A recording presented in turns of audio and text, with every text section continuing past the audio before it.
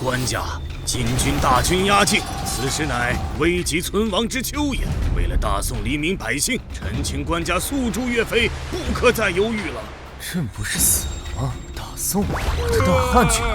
还有，我现在叫赵构，哦不对，是赵构。别管他呢，活着总比死了好。堂下所站何人？官家这又是在干嘛？微臣秦桧，蒙官家信重，天为右仆射，同中书门下平章事。你这个右仆射，同中书门下平章事跟丞相比起来怎么样？陛下，本朝不设丞相之职，微臣的官职一般也被称为宰相，实质上与以前的丞相差不多。虽然他不是相父，但既然跟相父是一样的官职，那想必也一定跟相父一样忠心耿耿，还能文能武。接下来的日子好过喽。阿青啊，你刚才说什么？官家，金军大军压境，如果我们不按他们的要求斩了岳飞，恐怕我大宋仅剩的半壁江山也要陷于战火之中啊！为了江山社稷，为了黎民百姓，还请官家速斩岳飞。这只剩下半壁江山了，快拿舆图来，将舆图递上来。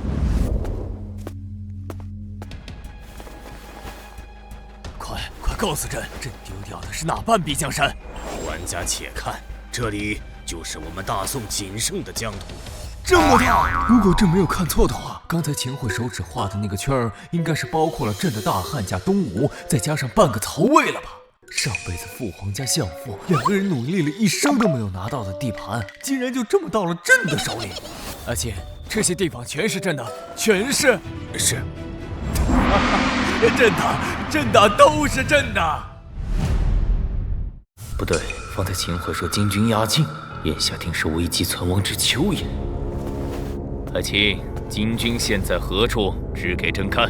官家，金兀术的大军就在这里。金兀术蛮夷，官家，金国已入主半个中原，不可再称其为蛮夷。爱卿，我记得大汉之时，纵然魏吴连番征战，这蛮夷却不敢南过一眼。怎么到了我大宋，还能被他们占了土地？官家，此时还要从晋朝的八王之乱说起。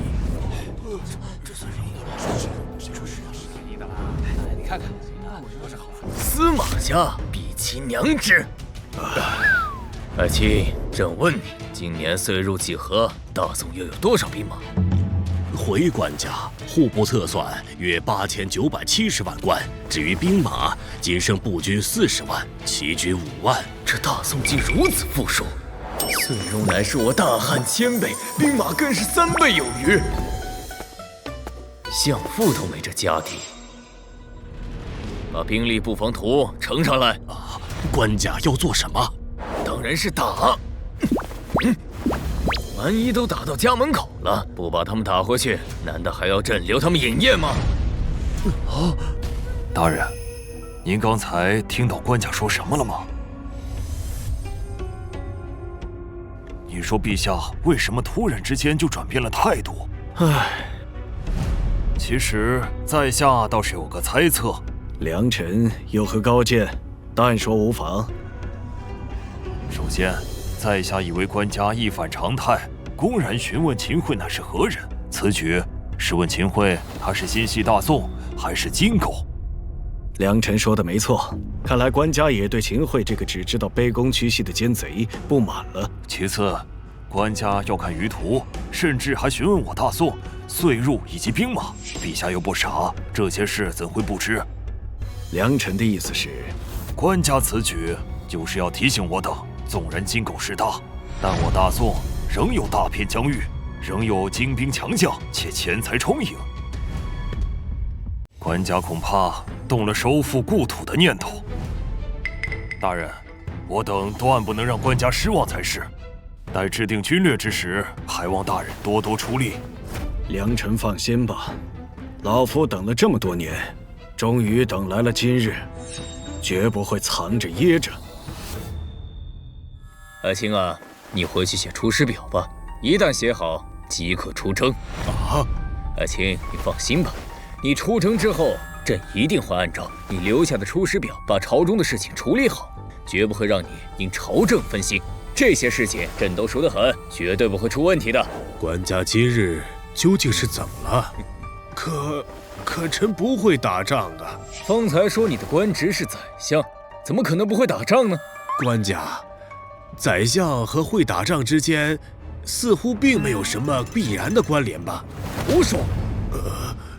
远的不说，你看看相父，不对，大汉的诸葛丞相，六出祁山，那是何等的风采！难道丞相、宰相不都应该是这样能文能武的吗？你连打仗都不会，你到底怎么当上的宰相？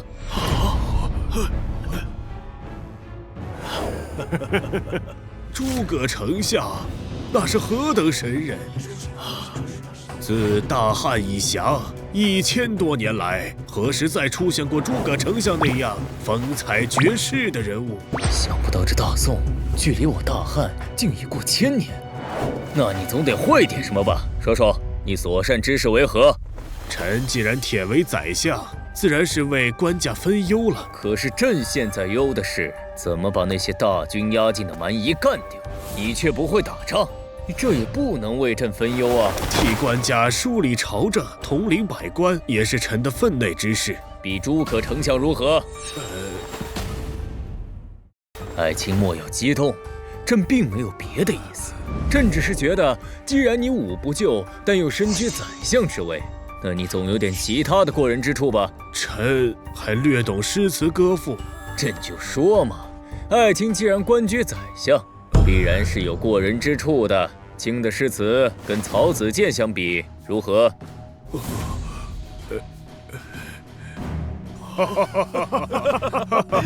看样子是不如了。爱卿，你究竟还会什么？臣还会一些书法。书法好，纵然诗词不如曹子建，但若是书法能比得上蔡邕，倒也对得起宰相之位。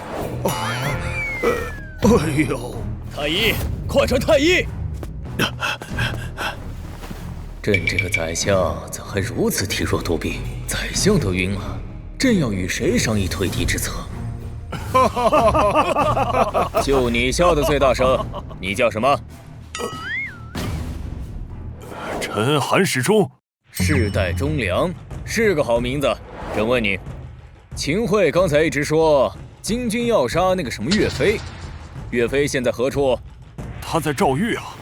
赵狱？这岳飞公务竟如此繁忙，就连上朝的时间都没有吗？回官家，岳飞并不是在审案，而是被您亲自下旨打入的赵狱。是为何要将他打入赵狱？原来如此，原来官家的意图竟然是这个。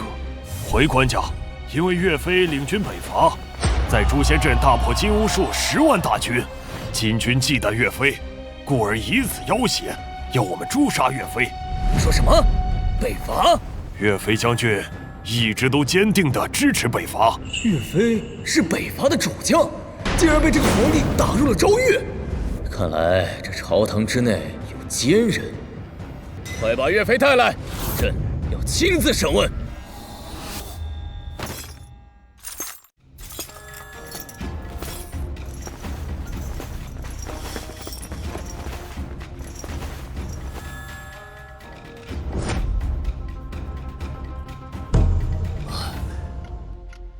微臣岳飞拜见官家。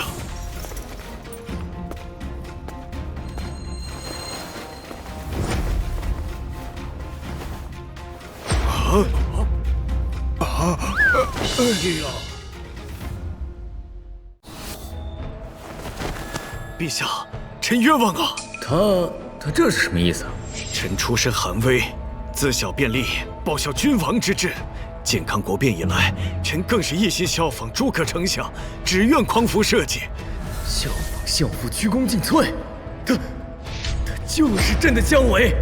这岳飞，爱卿多虑了，朕岂会怀疑你？官家既不疑臣，为何以黄袍相示？披件衣服就是试探，当年父亲也给相父披过。爱卿啊，朕只是怕你着凉，并无试探之意。更何况当年大汉的昭烈帝不也常给诸葛丞相披衣吗？官家此话究竟是何意呀？官家竟替大汉救时，还将我与诸葛丞相相比，这……爱卿啊，抓紧养好身上的伤，朕还要靠你北伐呢。啊！官家不可呀！金兀术还在边境虎视眈眈，只有斩了岳飞，才能和金国议和。金兀术是何官职啊？金兀术乃是金国的兵马大元帅。原来只是个兵马大元帅，朕还以为他是金国的皇帝。他区区一兵马大元帅，凭什么命令朕这大宋天子啊？若朕因为一区蛮夷就斩我大宋忠臣，史书会如何记载朕？秦桧，我看你是想让朕成为千古的笑话。臣绝无此意呀！那金兀术那绝世名将，麾下10万大军更是骁勇善战，我大宋实在难以抵抗啊！臣请官家以社稷为重，以百姓为重。绝世名将，朕之姜维才是真正的绝世名将，区一蛮夷也配着绝世2字。爱卿，金兀术想让朕杀你求和，你愿用大宋的刀剑替朕告诉他答案吗？臣愿往驱逐金兵，收复中原，此乃臣毕生使命也。爱卿之言深合朕心啊！陛下之所愿，便是臣等使命所在。官家三思啊！金军压境，双方一旦开战，战场必定在我大宋境内。就算侥幸打赢，当地民生又要有几年才能恢复？陛下三思！请陛下三思！这满朝文武竟有一半是这秦桧的人，曾经这大宋的皇帝识人不清啊！既然都让朕三思，那朕就好好想想。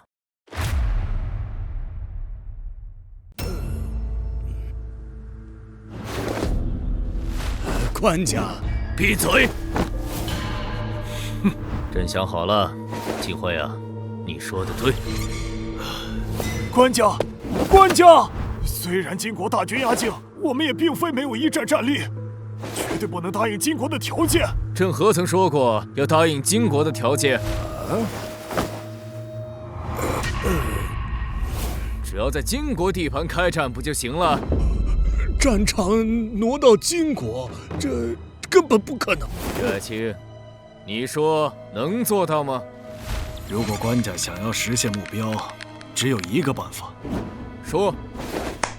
你打你的，我打我的。疯了，全疯了！金兀术的10万大军分驻4地，若他进军，必然兵分2路，一路取襄阳，一路取泸州。臣料定，金兀术拿下襄阳和泸州后，必会暂停进攻，大肆耀武扬威向官家施压。届时，臣愿领一支偏师出4州，直插徐州。拿下徐州，金兀术就会退兵。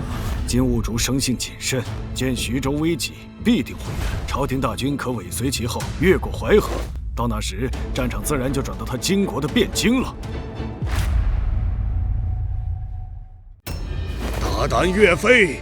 此计漏洞百出，若金兀术不分兵，直接率大军攻向京城怎么办？秦爱卿，朕记得你方才说过，你不会打仗的。臣虽不会打仗，但此计风险实在太大。丞相既不会打仗，那就闭上你的狗嘴！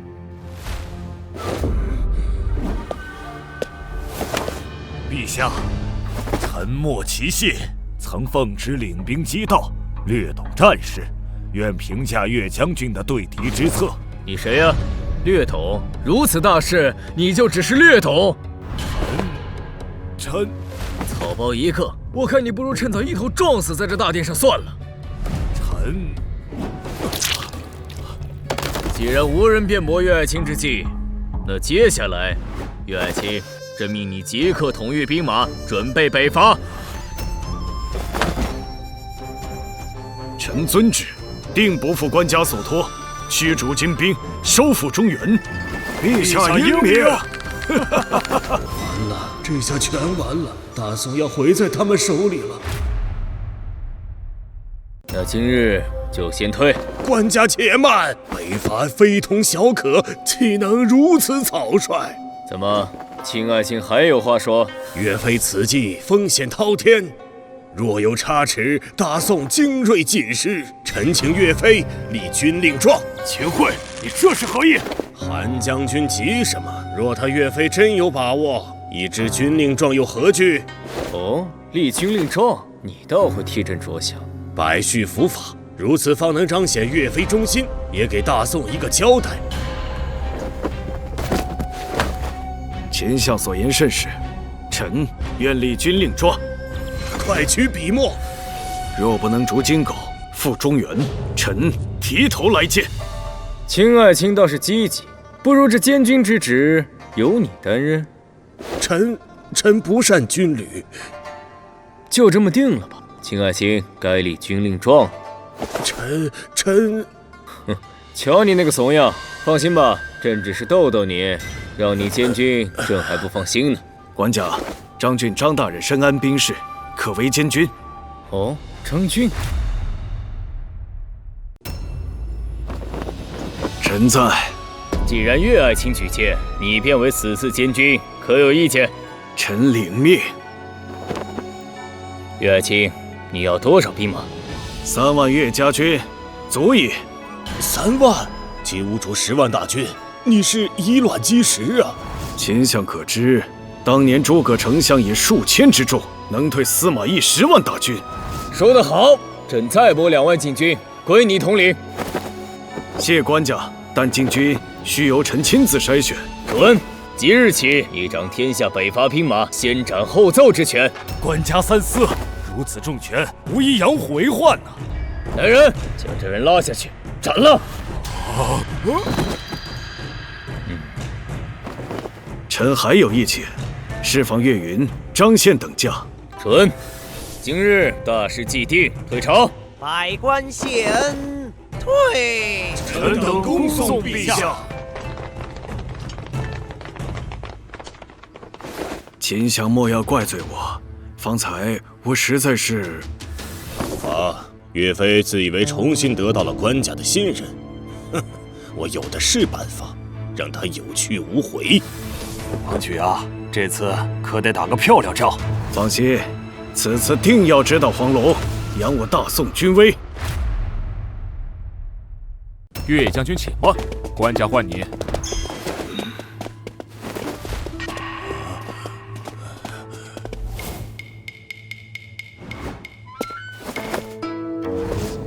官家，岳爱卿，你可知诸葛丞相写《出师表》的深意？为报先帝知遇之恩，鞠躬尽瘁，死而后已。不仅如此，更是为刘禅留下一批治国良臣。你北伐后，朝堂需有人辅佐朕。官家之意是？你也写一份《出师表》。臣一介武夫，恐怕难当此任。朕信你，明日朝会呈上来。官家此举是真把我当诸葛丞相了。相爷，官家让岳飞写《出师表》。什么？他要效仿诸葛丞相？相爷，我们正好可以借此弹劾他结党营私。此计甚好。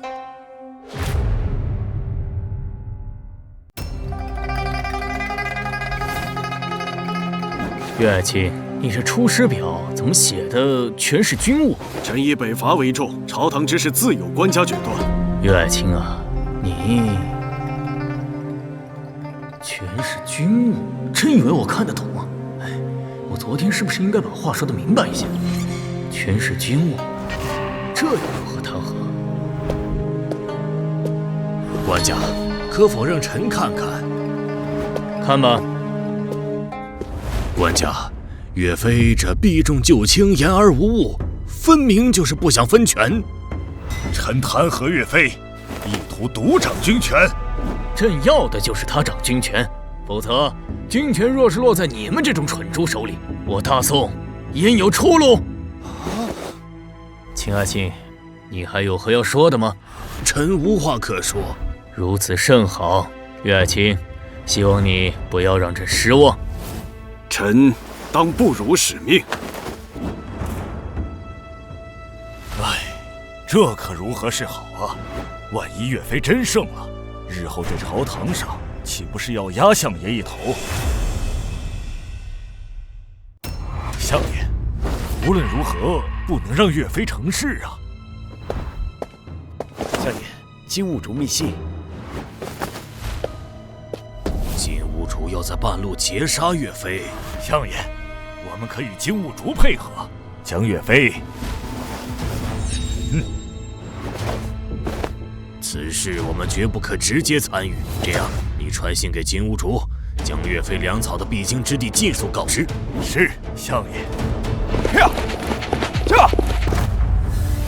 如果我大汉当初能有如此众多大军的话，该有多好！朕希望你们早日凯旋，到了那时，朕再在这里迎接你们，为你们庆功。高算胜！岳飞一走，朝堂全是废物。这秦桧比黄皓还不靠谱。官家，四周战事需定夺。臣以为当令岳飞稳扎稳打。岳飞是大元帅，轮得到你指手画脚？官家，岳元帅起信。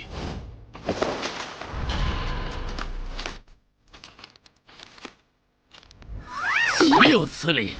官家息怒，可是前线有变。仔细看，休整2天都来问朕，他动不动便衣行事。岳飞啊，岳飞，终究是个不懂圣心的武夫。来人，传旨造金牌。请官家示下金牌规制。巴掌大，正面刻“奉旨出征，万事自决”，背面写“勿以小事烦朕”。官家，此不合祖制啊！朕就是规矩，照做。是。这金牌倒是能做文章。800里加急，将这金牌连同朕回信送往前线。是，官家，我这就去。官家，300太学生敲登闻鼓。太学生登闻鼓，当鼓之祸要来了。中卿平身，何事喧哗？学生陆游，拜见官家。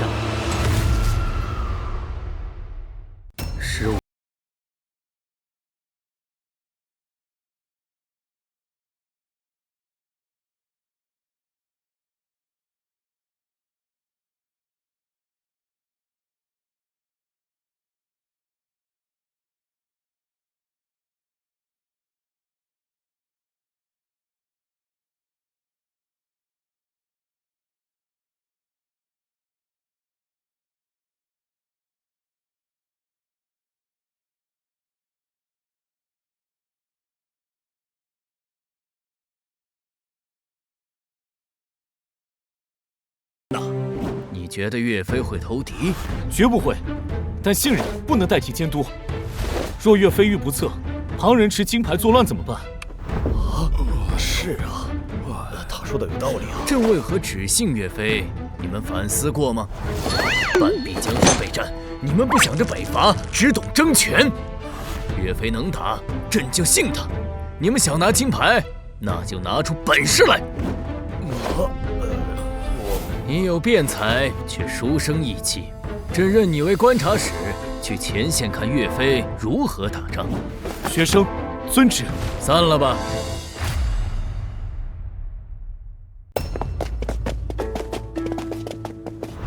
年轻人，随老夫走一趟。是。先贼，且看我陆游如何将你陷于虎口之中。将军，宫中信使到，带了金牌。你说什么？金牌？上次便传12道金牌，险些害死父亲，这次又来。罢了，接旨吧。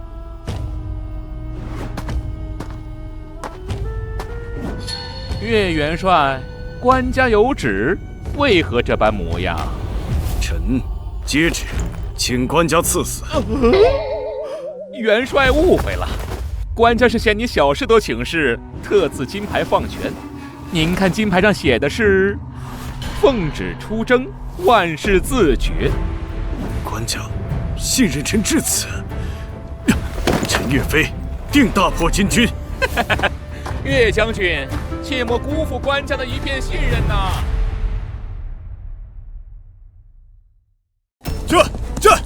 将军，快开城门！将军且慢。怎么了？将军，你没听到他声音吗？似乎后面有人追赶一样。这，死守城门！天可怜见，我真就是好心一句提醒啊，结果自己就被派了出去。可是真没想到啊，那岳家军是真的不讲武德。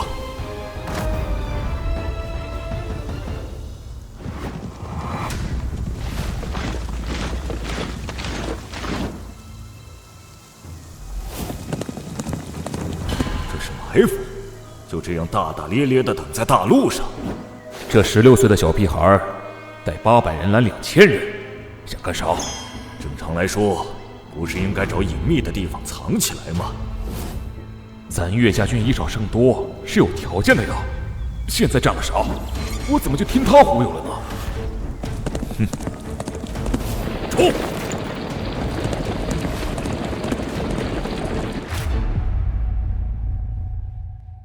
不好，有埋伏，快跑！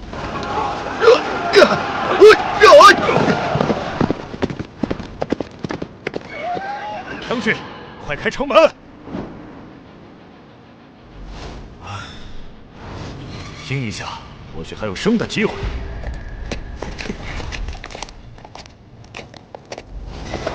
好，撤！这！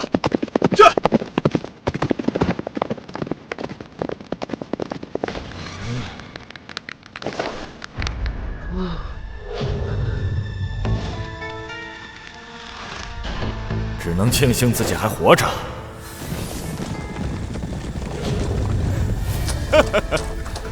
没想到，观察使，你的武艺平平，但这脑子是真好使啊！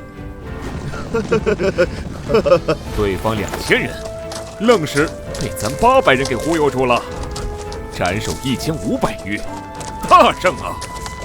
快说，到底咋想的？其实这一战，咱们能有这么大的斩获，都是元帅的功劳。没想到你是这样的观察使，将军他都没在这儿，你也能把功劳算将军头上。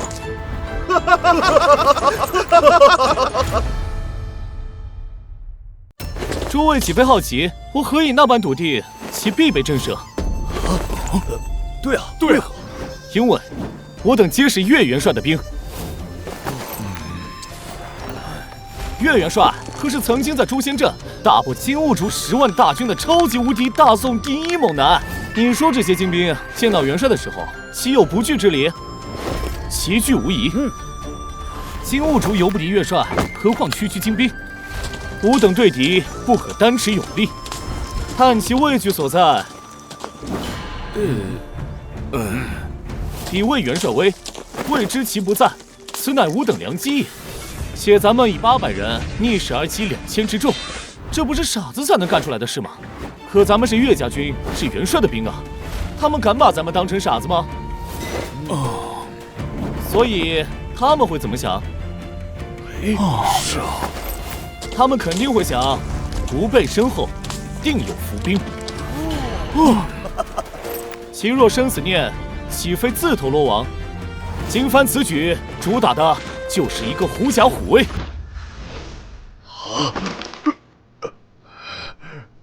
实乃未料，我不过是另一人外出徘徊半刻，竟折损1500余众。守城力量本就不富裕，这下更是雪上加霜。还想什么呢？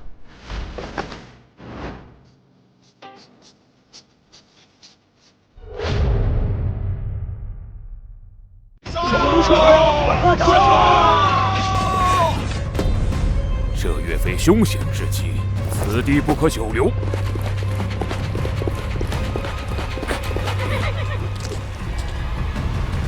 在下司马铁农，前来投效，武虽为亲人，却非目不识丁。司马家乃是……你如此年轻，为何？对于岳飞，在下有一计。此司马铁牛深夜自请，且洞悉吾所在，必非等闲之人。他究竟有何良策应对？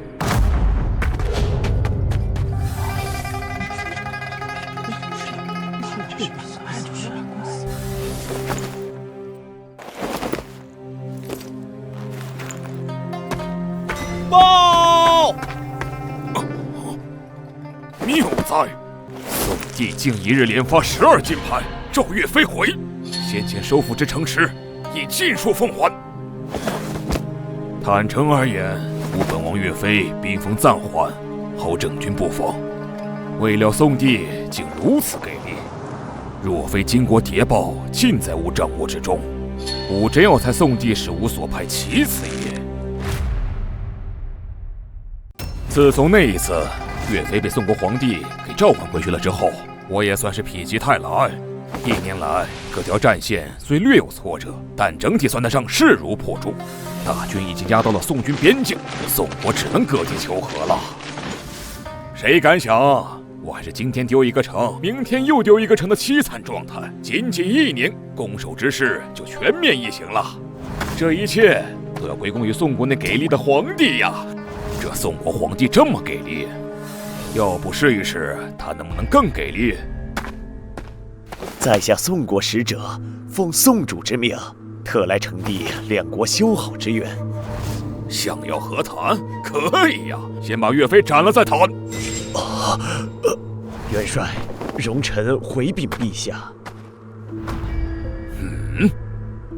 我对天发誓，我真的只是随便试探一下呀，纯属有走没走，打一竿子试试。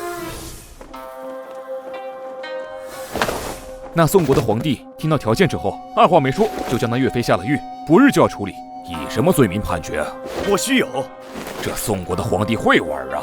为了讨好我，直接挑明了冤枉自家猛将。这番操作，我金图书只有一个字：服。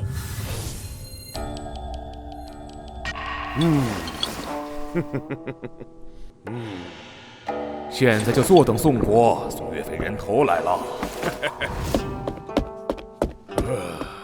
宋国皇帝把岳飞给放了。这宋国的皇帝又将那岳飞给放了。不仅仅是放了，还是名为大元帅，领着韩世忠、刘光世就向我们射来了。这宋国的皇帝到底在玩什么？气氛都他妈冲突到这儿了，你把岳飞给放了，合着前面的那么多事儿都是演我的吗？现在重点不是宋国的皇帝为什么要演我，韩世忠和刘光世已经带着大军到了襄阳和泸州，与我压在宋国边境的大军隔河对峙。但这也并不是重点，韩世忠和刘光世两人虽猛，但最多是与我旗鼓相当。他们虽然来势汹汹，自己也未必怕了他们。毕竟我在这边境上也放了10万大军，大家一时之间其实谁也奈何不了谁，这仗就按部就班的打就是了。可是有一个很重要的问题，岳飞去哪儿了？驾！回禀将军，已探过对面军营，并无岳飞动向。既不在韩世忠的军中，也不在刘光世的军中。这跟在我的头顶，好像是悬了一把剑，有什么区别？加急！岳飞带着5万大军围困了4州城。根据乌古力所说，要是不赶紧派援军的话，4州城可就顶不住了呀。乌古力说的10万火急，但实际终于让我头顶的剑落了地。既然岳飞人在4州，那岳飞定是要对他两面夹击。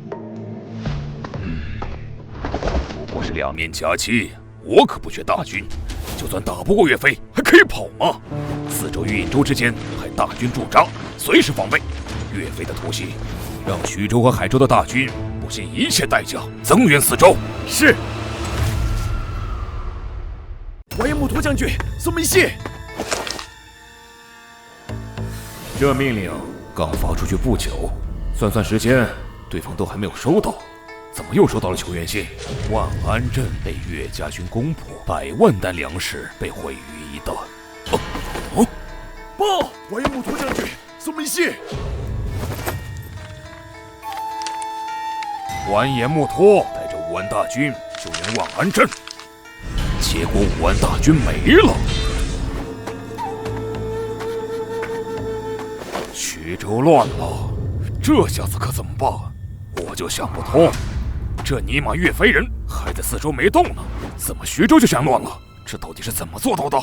如果岳飞万一改变了计划，不再来颍州对他两面夹击，而是直接通过徐州归附一线，直奔汴梁的话，那就很可能来时候好好的，但回不去了。我得赶紧撤回汴梁，那里离黄河近，我就还能渡河回东北老家。抢车没那么容易，韩世忠和刘世光两人还对我虎视眈眈呢。如果两军对阵的话，我真不会怕了他俩。可这里距离汴梁路途遥远，只要我一撤，他们必定尾随而至。若是想在他们两人的眼皮子底下把10万大军带回汴梁，非得掉层皮不可。更不要说还有岳飞在一旁，一直伺机而动了。所以到底怎样才能安全的撤离，现在都无路可走了。大元帅，司马先生求见。我真是急晕了头了，怎么把这货给忘了？快请。是。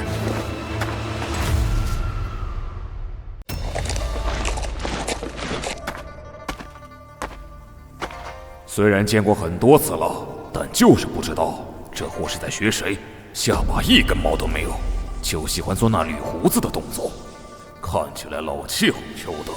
元帅可是打算撤军？宋国皇帝背信弃义，如今韩世忠、刘公是虎视眈眈，岳飞又隐在一旁伺机而动，不撤军还能作何打算？非也，非也。此时局势看似危险，但实则危中有机。元帅一旦撤军，北归途中必定是凶险重重，甚至全军覆没也不无可能。但时机危中有机，还请元帅三思啊！你刚才说眼下的局势乃是危中有机，正是。机在何处？朝堂。朝堂？可是说向朝廷求援，来得及吗？非也，非也。在下所说乃是宋国朝堂。宋国朝廷？你是说宋国那个背信弃义的狗皇帝赵高？正是。胡闹！我们现在的处境就是他背信弃义造成的，他怎么可能是我们的媳妇儿？元帅，你虽非宋人，但对宋国朝廷的情况，想必也应该有所了解。宋国的朝堂之上，大臣们互相倾轧，乃是常事。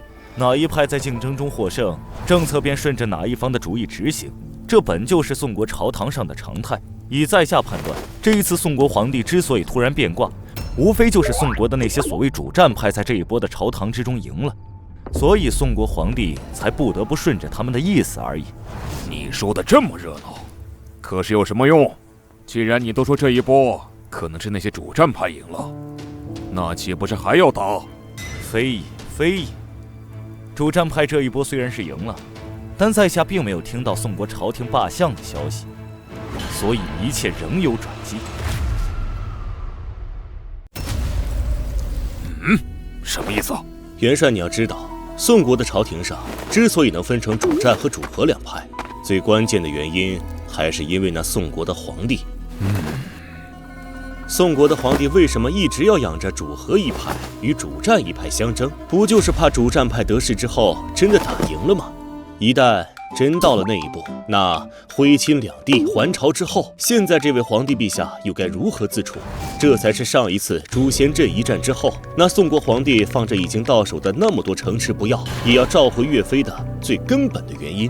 这一次也是一样的，虽然这一波主战一派赢了，逼得那宋国皇帝不得不临阵倒戈放了岳飞，并且还令他挂帅出征，可是那宋国皇帝真的会甘心吗？我明白了，他肯定不会甘心，所以就算主战一派这一波赢了，他也没有罢相。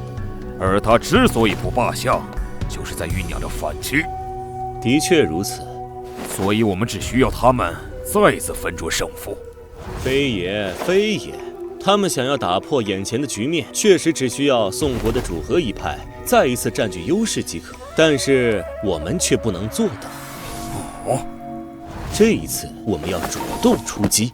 主动出击，什么意思啊？这一次双方和谈虽然还没有签订正式的协议，但双方之间早已达成共识。所以这一次宋国背叛和议，大元帅应该派人前去责问宋国皇帝。就这，待使臣到了宋国之后，可以在适当的时机向宋国皇帝传达元帅的一句话。什么话？元帅向来是心软之人，知道那身在上京的徽钦二帝一直思念故土之后，便一直为此心忧。就算两国之间不能达成和议，元帅也不忍夺人之情，一定会择吉日送徽钦二帝回返大宋，以解二帝思乡之情。原来爹和大哥还能这样用，这个办法越品就越觉得妙。你不是不想和谈吗？那我就把你爹和大哥送回来，到时候看你这皇帝怎么办。最妙的是，这个办法还不怕那宋国皇帝不答应，只要在公共场合把这话放出去，整个大宋谁敢说不让那两位爷回来？所以只要是答应了，就只能赶紧抓了岳飞退兵。你要不答应，那就去争谁当皇帝去吧。这一波你赵国可能会赢，但我金兀术永远都不会输。谁出使才合适呢？元帅可是为出使的人选优先。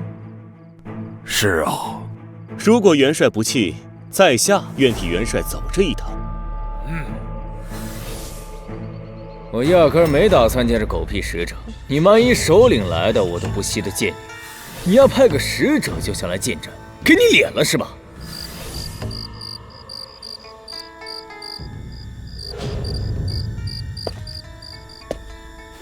官家，我大宋乃泱泱大国，自当雅量。官家，算了，看在他最近陪着自己斗蛐蛐的份上，就见一面吧。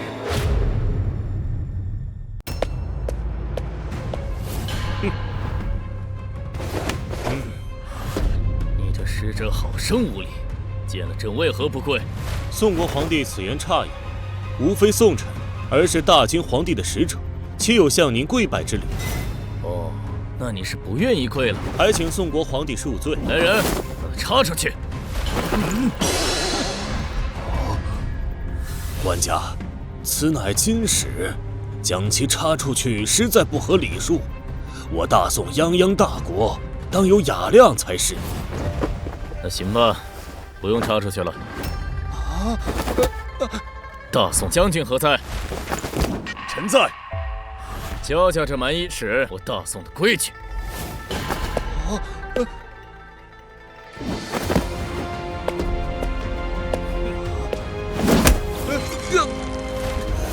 哎呀！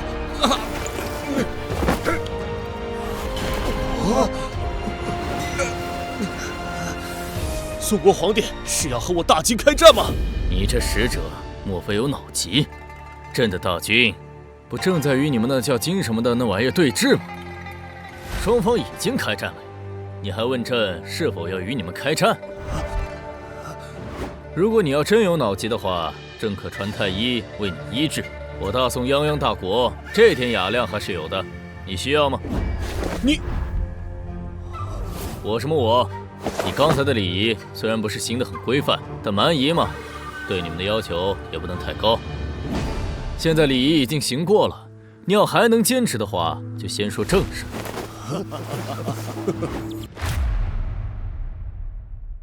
我本是宋国一个普通的落魄书生，1年前帮着金国的皇子金兀术解了诛仙阵之围，成了金兀术的座上宾，岂能被你们如此对待？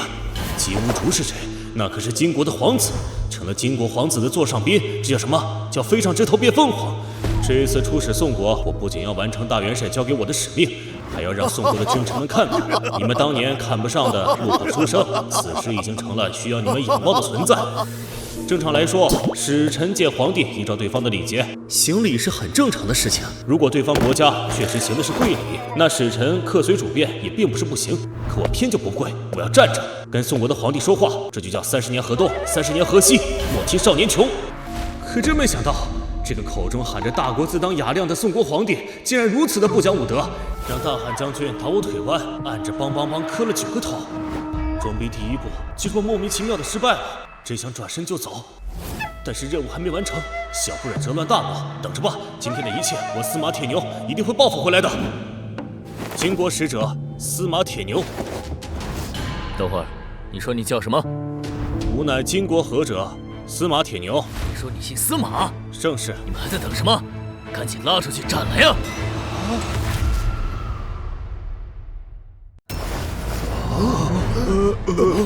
啊什么啊！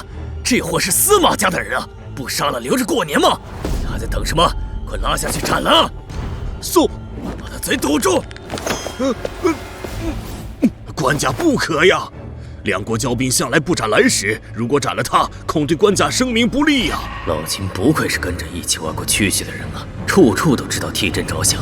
老秦真是个大好人啊！可是老秦啊，今天朕还真不能听你的。这货他姓司马，司马老贼的后人啊。司马老贼那可是相父半生之敌，当年要不是他，相父能带着满腔遗憾病逝于五丈原吗？别说是有损朕的声名了，就算是有损朕的寿命，今天这姓司马的家伙也非死不可。可，这……爱卿，你不用再说了，今天朕必斩这贼子！你们还等什么？拖下去，斩了！遵旨。官家，真的不可！无故斩杀别国使者，两国岂不是要不死不休？秦国蛮夷，两国本就是不死不休。朕斩他一个使者又何妨？不过，爱卿说的也有道理。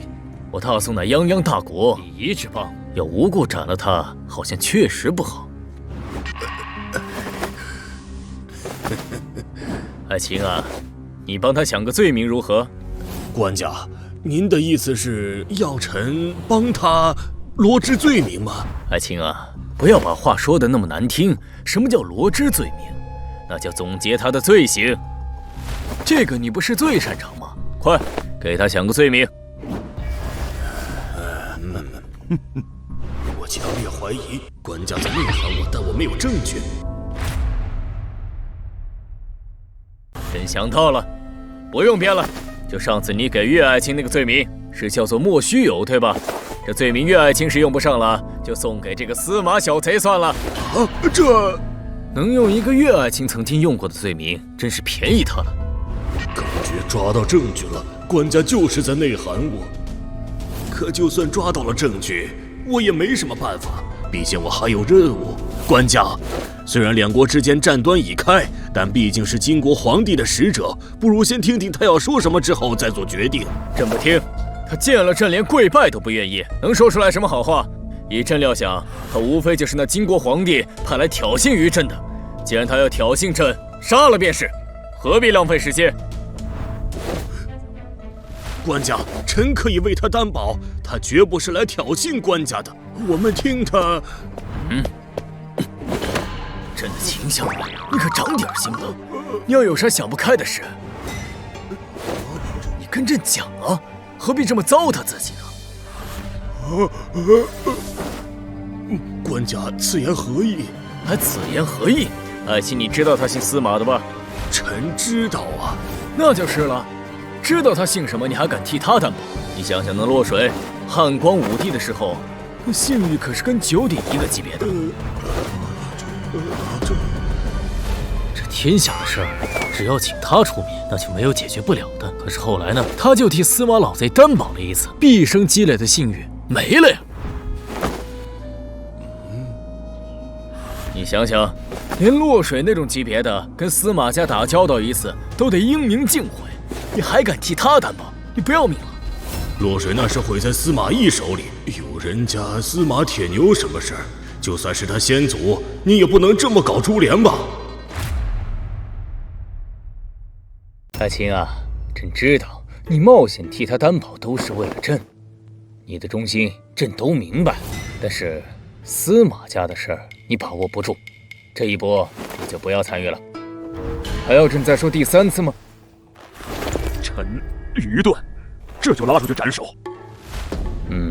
去吧。你们不能杀我，我是晋国的使者。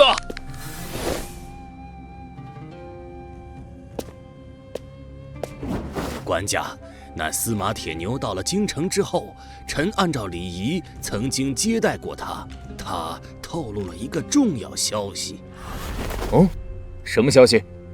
晋国皇帝体谅2位圣人的思乡之情，准备放还2圣还朝。穿越这段时间，因为没有任何的记忆，所以我对于原神的一切都非常的谨慎，包括原神的后宫，我到现在也没进过1次。通过不断的旁敲侧击，我只知道在10几年前的那场国变之中，原神的父兄过得挺屈辱。至于到底是怎么屈辱，为了避免别人发现我是个冒牌的，就没去详细了解。但我来了这么长时间，既没听过也没见过那2位，我便一直认为那2位已经不在了。可是刚才听秦桧那意思，原神的父兄都还活着。他们什么时候把朕的父兄送回来？回官家，他们答应可以送还2圣，但是他们有条件，他们的条件是……不用猜都知道晋国的条件是什么，无非就是马上撤兵呗。按理说，这个条件应该是晋国死死握在手心里的杀手锏，形势不到万分火急之时，是绝对不会用的。可是现在，晋国竟然把这条件用出来了，说明岳飞、韩世忠、刘光世3人的进攻，可能比他们想象的还要顺利。这个时候，绝对不应该答应对方的条件。但只要一反对，就等于是亲手陷皇帝于不孝的境地，谁也担不起这个罪名。难道又要在战局大顺的时候撤军，重演去年的覆辙吗？只要秦桧把晋国的条件说出来，我们就算生命都不要，也一定要把这件事给拦下来。爱卿，你不用说了，无论他们提什么条件，朕都不会答应的。为什么？为什么？朕一个大汉的皇帝，受蛮夷胁迫和他们谈条件，丢不起那个人。没有为什么，朕有一句话，爱卿们记一下：我大宋皇帝并非不能与人谈判，但任何时候都绝对不能接受在受到胁迫的情况下与人谈判。我大宋可以败，可以亡，但绝不受人胁迫。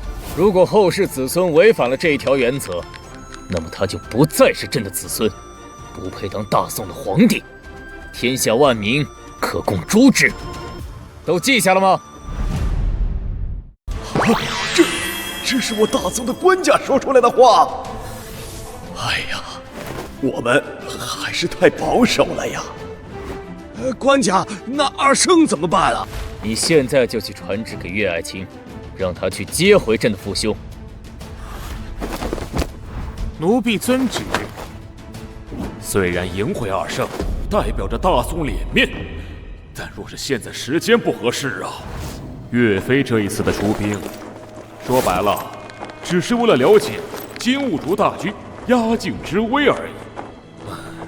现在突然把目标变更成赢回2圣的话，准备明显不够。可人家要赢回的是自己的亲爹和亲大哥，他们该怎么劝？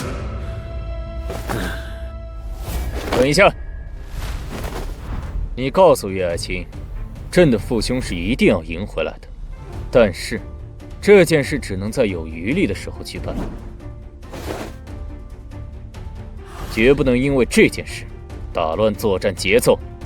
如果时机不合适的话，再过一段时间也是可以的。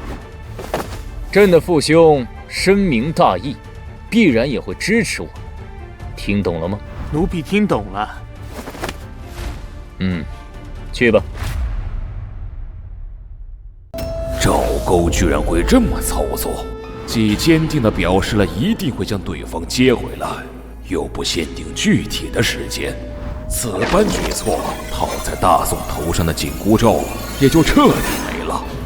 以后金国再想拿这一点来拿捏大宋，也再无可能了。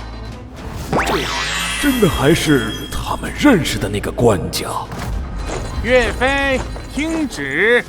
官家口谕：朕闻二圣风霜劳苦，你向来忠孝，可自责及时，选调兵马迎二圣回宫。官家真的下旨让我去迎回二圣？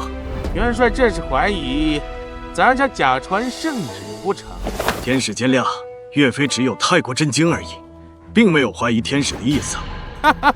元帅，你不用这么紧张，咱家只是跟你开个玩笑而已。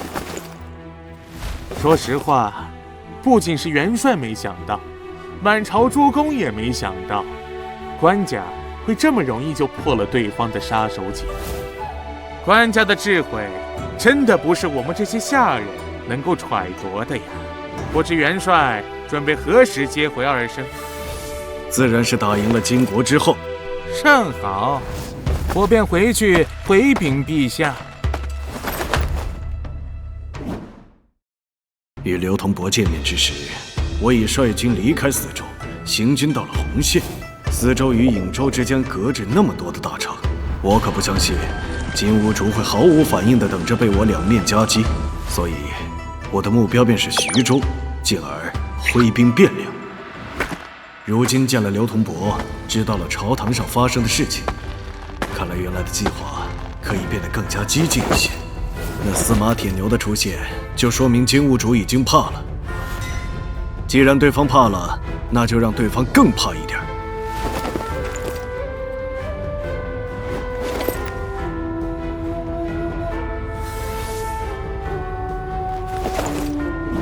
接下来，我带兵直奔宿州。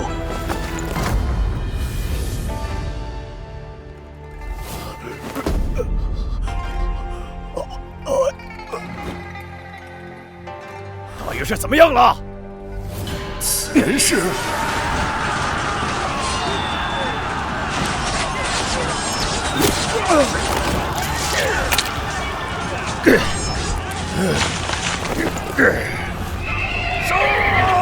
杀了！韩将军，大帅他是气急攻心，中风了。给你1个时辰的时间治好大元帅的中风。要不你来，那是中风，又不是马上风。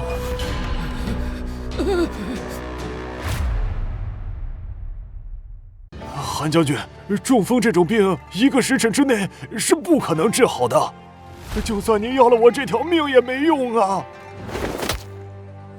但是这病也不是完全没法治，只要大帅保持心情愉快，再配以针灸和汤药，一定能够痊愈的。那需要多久？这个不一定，短则2、3个月，长则什么？长则不知道啊。你刚才说让本将军要你的命？没有，我就是开个玩笑。哎呦，既然你这么想死，本将军就成全你。来人，将他拉出去，乱棍打死！将军，饶命啊！韩将军，现在我们该怎么办？撤！韩将军是说撤军？对，大元帅的病不是一时半会儿能好的，而且前几天的军报你们也看了，此时不撤，更待何时？韩将军，韩世忠、刘光是2个老贼，狡猾如虎。如果我们撤军的话，他们一定会尾随追击。还有那岳飞，现在不知所踪，料想一定也是在伺机而动。如果要撤的话，是不是该想好万全之策再撤？要不然，万一中途中了埋伏怎么办？有道理。你们说，我们该怎么办？如果我们分开撤军的话，很有可能会被对方各个击破，不如兵合一处。好办法。还有吗？暂时没有了。你们呢？大元帅平时总教导我们要集思广益，现在都来说说吧。不如留下一部分断后。好办法，断后的事就由本将军亲自来吧。如果那韩世忠和刘光世敢追来，本将军就让他们有来无回。还有吗？我听说宋国有个成语，好像叫什么对，欲擒故纵。咱们现在不是要撤吗？要不然咱们先打一波。好办法，这仗我还真得留我俩来打。你们先做好准备，等我们打起来之后，你们就开始撤。有意见吗？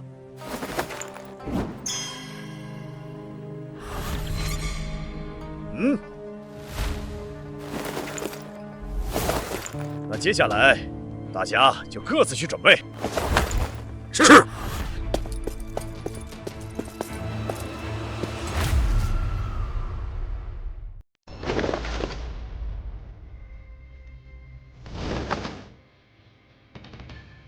现在将军的情况尚需治疗，但具体时间我这实在是不好。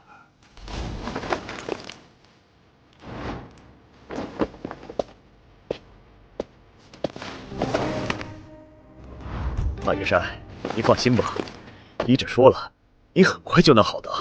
你安心养病，末将一定带着大军安全撤回汴梁的。走，宗切人，单身不择暴走。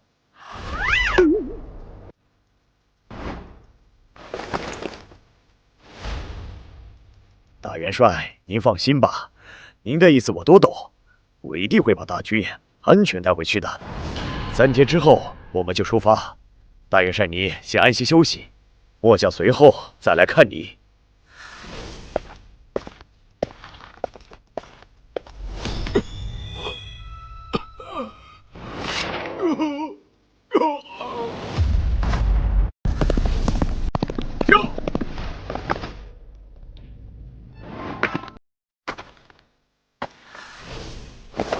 按照韩世忠的分析，金兀术在得知了官家的态度之后，有极大概率将会撤军。金兀术在走之前会强势反打一波，所以我建议双方同时派出斥候，开始监测敌军动向。一旦敌军出现大面积调动，就证明对方真的要跑了，第一时间就要追上去，绝不能让他安安生生的走。英雄所见略同。1天前，我也给韩世忠写了一封内容差不多的信，此时应该是正在路上。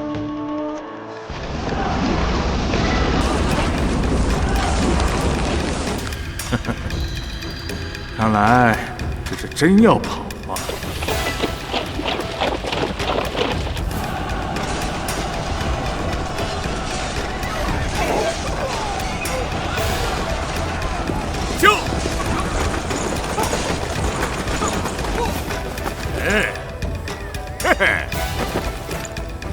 韩常这是想要拖住自己，不让自己前去追赶他的大军呢。守紧营门。是。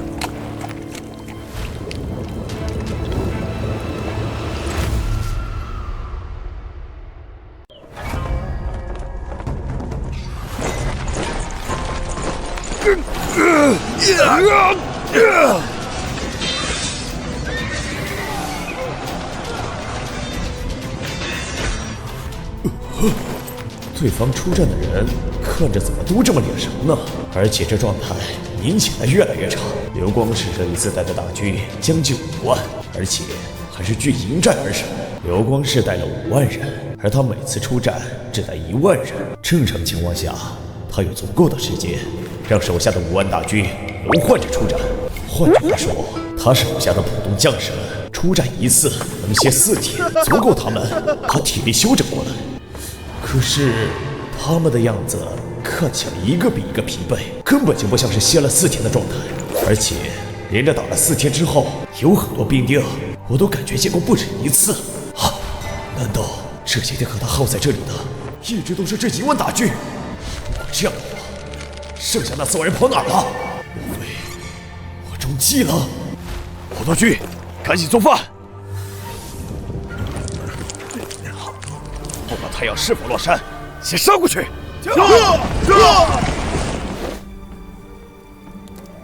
不好，对方反应过来了，死守营门，快布置防御！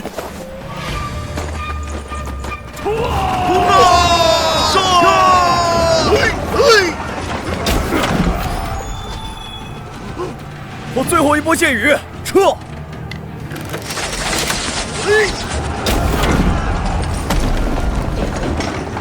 冲进去！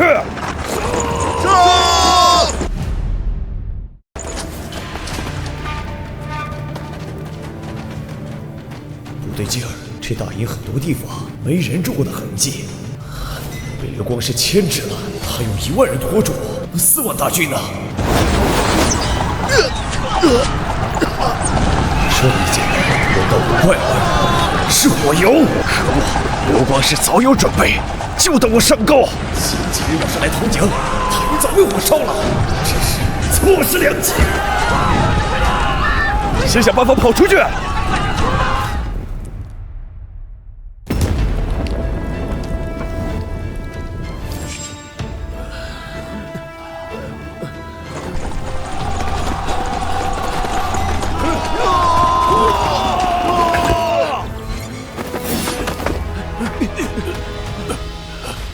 将军，快撤吧！留得青山在，不怕没柴烧。再不跑，就真来不及了呀！你们这些废物，放开本将军！本将军要杀了那流光师！将军，你醒一醒啊！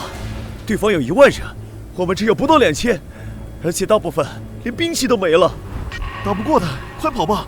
再晚一会儿，跑都跑不了了。你们这些懦夫，放开本将军！就算只有1个人，本将军也能杀了那流光师。将军，就算你杀了流光师也没用啊！对方人太多了，杀不完，根本杀不完的。您想一想，要是万一您死在阵中，大元帅怎么办？让别人护送大元帅回汴京，您放心吗？撤！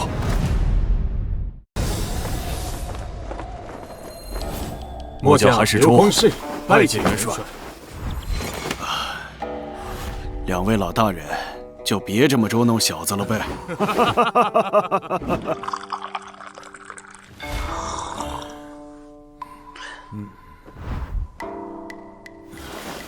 彭举这次邀我们2人共聚陈州，是要商量谋取汴京之事吗？实不相瞒，这一次邀请2位老大人共聚陈州，是想与2位老大人商量撤军之事。你说什么？撤军？是。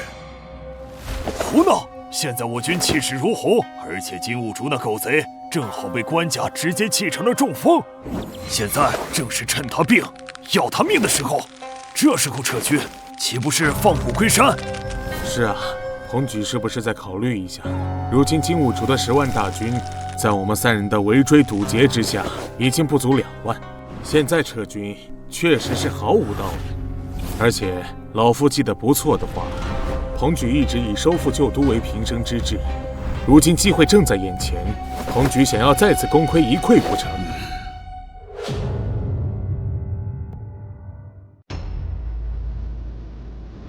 2位老大人，你们先看看这个。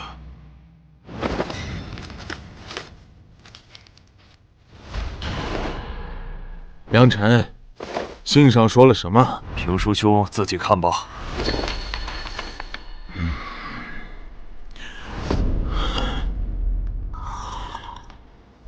信上的消息是真的吗？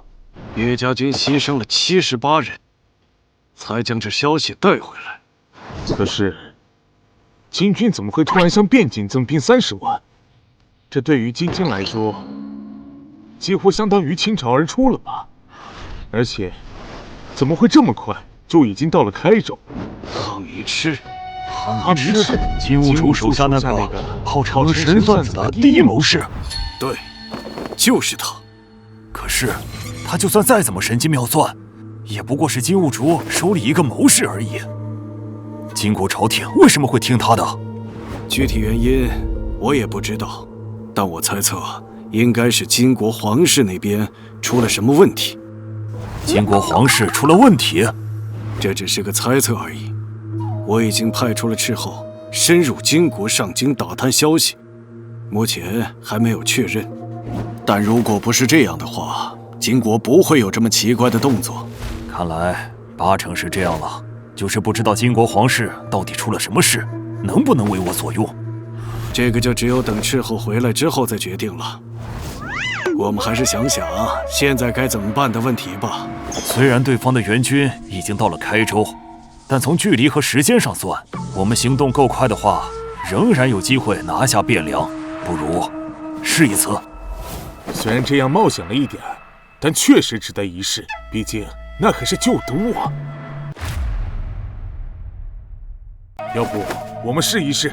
两位老大人，岳飞想收复旧都的心情，跟两位是一样的。但是敌人的援军已经到了开州，我们就算拿回了汴京，敌人也是瞬息便至。与其强行冒险，不如先全力把这次吃下的地盘好好消化一下。这一次我们三军一共攻下了11州132县，只要把这些地方经营好，下次北伐之时将是一路坦途。不知两位老大人以为如何？下次？谁知道下次是什么时候了？彭举，你还年轻，可你不想想，我们俩都多大了？谁知道下次北伐还能不能拿得动刀？两位老大人老当益壮，下次北伐必然还是先锋。你这老小子坏得很，我们信你个鬼！这么多城池，想要守住可不容易。每个城池该安排何人镇守？彭举心中可有考量？老大人，这些城池该由何人镇守，自当由官家决定。岳飞岂能插手啊？所以你是准备给官家上渣子，说你准备撤兵的事，同时请官家决定镇守的人选。对，自当如此。那我们这段时间就不走了，就在这里等着官家的旨意便是。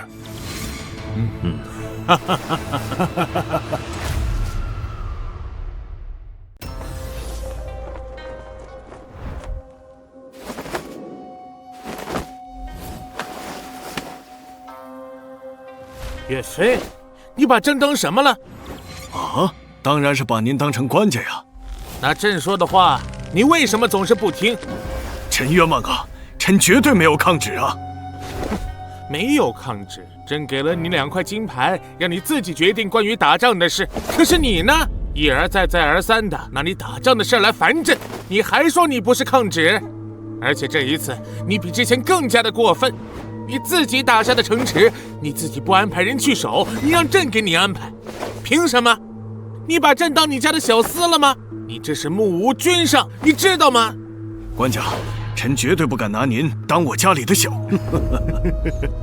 啊，不对，任命官员乃朝廷之本，臣岂敢逾越啊？任命朝廷官员当然是朕的事，但是这些城池是你打下来的，朕连那些城池在哪里都不知道，更不知道那些城池现在是什么情况。你让朕来决定派谁去守，万一他们守不住怎么办？记住，以后再遇到这种事，你打报告，朕批条子，听懂了吗？臣遵旨。你已经不是初犯了，所以朕又给你撕了块金牌提醒你。爱卿，你打算什么时候还朝？等你回来了之后，朕认你当宰相。臣何德何能，敢舔居宰相之位？还请官家另择贤明。朕不用猜都知道，你肯定要推辞，但朕已经决定了，朕的宰相肯定是你。不过，朕也知道，北伐成功之前，你估计也没什么心思帮着朕处理朝政。这样吧，你再给朕推荐个宰相人选，这样你出征的时候，他就可以帮朕处理朝政。咱家这里恭喜元帅啊，不，宰相大人了。天使莫要说笑，岳飞岂敢舔居宰相？岳飞这就上札子，请官家收回成命，还请天使在这里一起带给官家。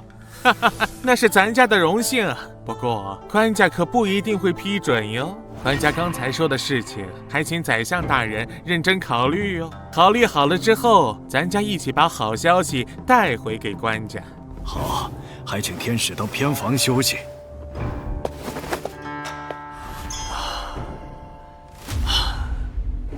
本以为留下来能看一出好戏，结果竟然见到了产房产喜讯，真是羡煞旁人呐！是啊，以前在元帅面前咱俩还能坐着，这以后见了宰相大人，恐怕就只能站着喽。对呀，咱俩还没给丞相大人送礼呢，以后不会被穿小鞋吧？呀，还真是哟！要不咱俩先给宰相大人磕一个吧？磕一个，磕一个。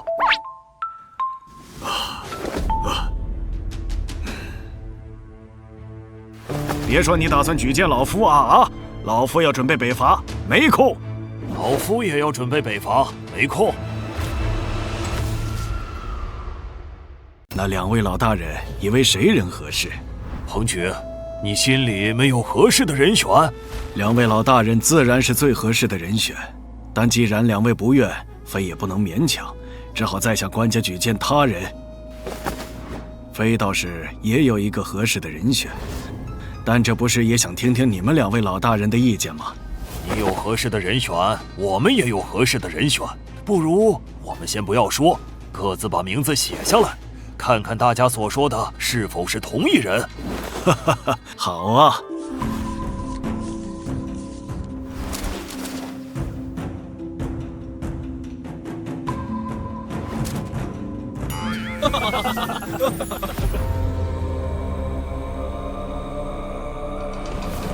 就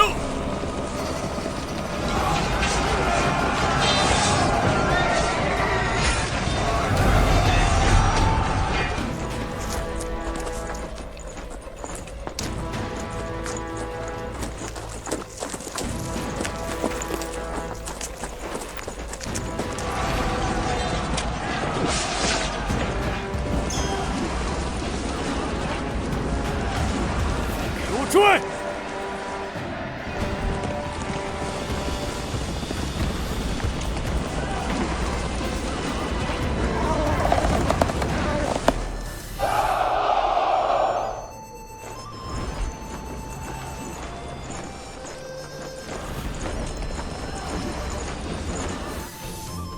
夜间相父出征，我总以为他能安全回来，可第6次军，要是能重来，我一定多陪陪他。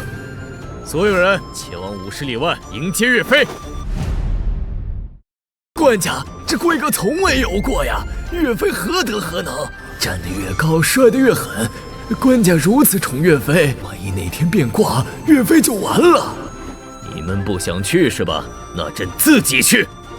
一下就能受会，太演都是演的。皇帝出征50里迎接，本朝可从来没有过呀！吾皇万岁！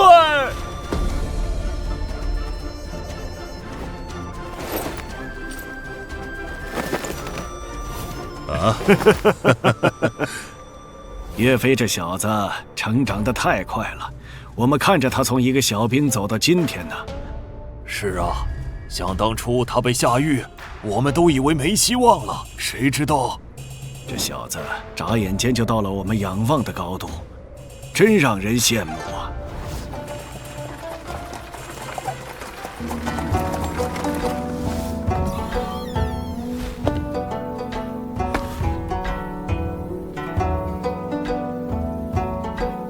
参见陛下，陛下万岁，万万岁！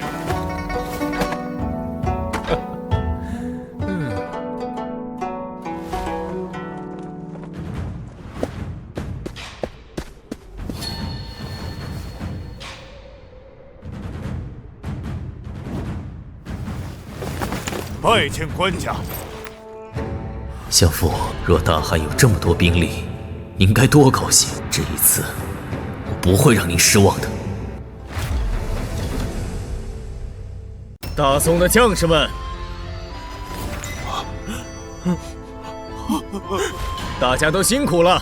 吾皇万岁！我们只是贼配军，官家却如此厚待，我们该如何报答？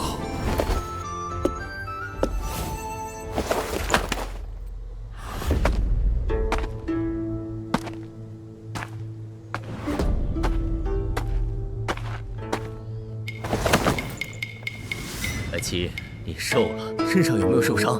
伤在哪里啊？快让朕看一看。朕带了御医过来，先让御医帮你看一看。爱卿，你怎么不说话？到底伤到了哪里？快和朕说呀，正好让御医给你看。岳飞可不能有事，相父的事不能再重演。爱卿不会是伤到不可说的地方了吧？不要怕，朕的御医是全天下最好的。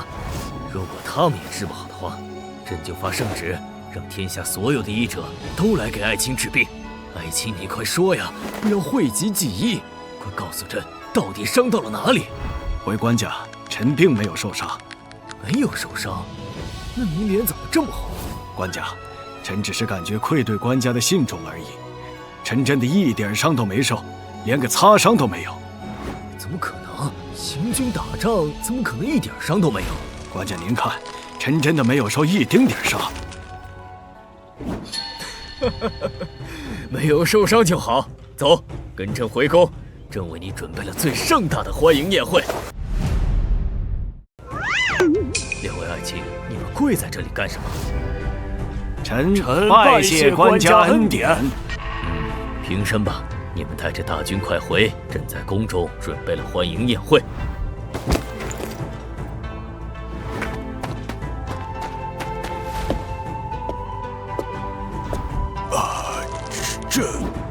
官家，臣实在不能与您同车。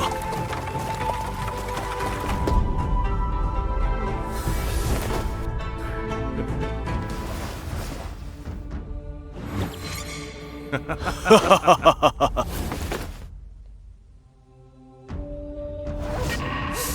飞到底哪儿好？官家为何如此宠他？出城50里迎接，还天天秉烛夜谈，这也太过分了。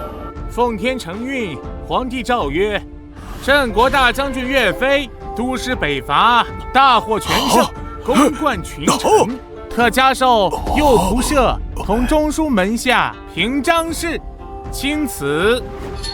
官家，臣德薄才浅，不足以胜任右仆射。同中书门下平章事这位，还请官家收回成命。岳飞这小子，怎么就不愿意当宰相呢？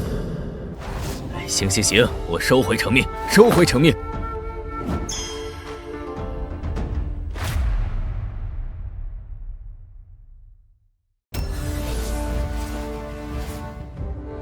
赵鼎，官复原职。谢官家。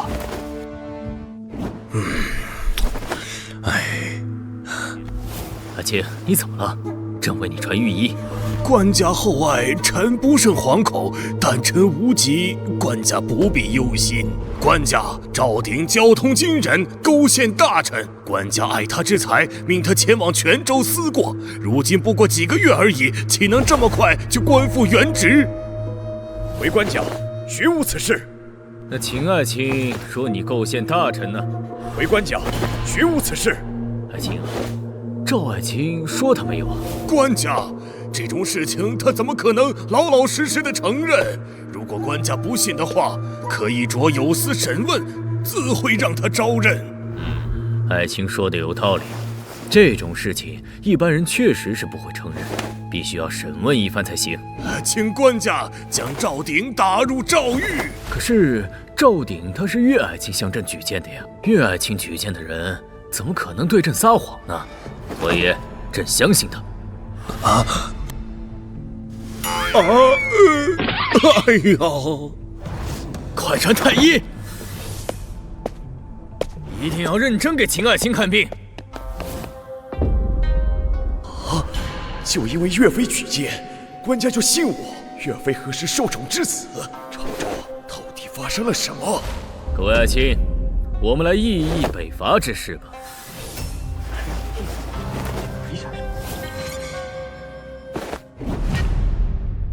上一次岳飞出征如此顺利，我们主和派却没捞到好处。哎呀，真不该投秦桧门下。但如今也只能坚持和谈了。官家不可。为何不可？官家，大军归来不过5日，将士们还未来得及休整，而且上次出征钱粮消耗极大，都还未能补充。此时北伐实属穷兵黩武，还请官家三思啊！官家，张大人说得对，就算要北伐，至少也要等将士们休整结束，待明年的税收收上来之后再说。此时出征极为不妥，还请官家一定要三思啊！官家，臣以为2位大人所言甚妙。我大宋拥兵40余万，此次出征不过调兵10几万人而已。就算此次出征的将士还未来得及休整，也可以由其他将士轮换。至于粮草不济，更是无稽之谈。此次出征，岳元帅所部几乎算得上是救粮于敌，准备的粮草根本没怎么消耗，而且这些年在官家的励精图治之下，国库前所未有的充盈，应对北伐完全没有问题。最重要的是，我军刚刚大胜一场，经过此时正如丧家之犬一般，惶惶不可终日。相反，我军大胜之后，正是士气高昂之时，敌军士气低迷，正是出征的绝佳时机。2位大人找尽各种理由反对北伐，到底是何居心呢？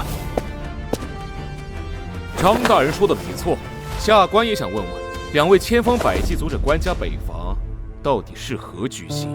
坊间一直有传言说秦相自从被金军俘虏过一次之后，便已屈从于金狗，所以才不断打压朝上主战的大臣，阻止朝廷北伐。2位大人莫非与秦相一样，是受了金狗的指使？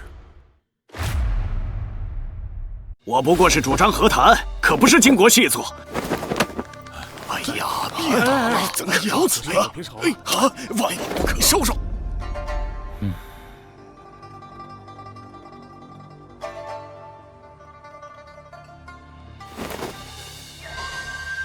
赵鼎是岳爱卿推荐的，看看他能力如何。若能担起朝政，我就轻松了。肃静！赵爱卿，北伐之事你怎么看？回官家，臣以为攘外必先安内。赵鼎之前是坚定主战派，怎么现在？攘外必先安内，爱卿，此话何解啊？回官家，此次岳飞、韩世忠、刘光世3位大人出征大获全胜，为我大宋拓土千里。但这些地方毕竟刚刚收回，内部还有大量的不稳定因素，需要时间来慢慢的理顺。此为臣所说需要安内的第1条。那第2条呢？在我大宋南端的大理一直不安分，臣以为当先将其平定。这就是你说的安内？这与我们想的安内可不一样啊！是啊，原本以为是针对内部政治，没想到是说这些。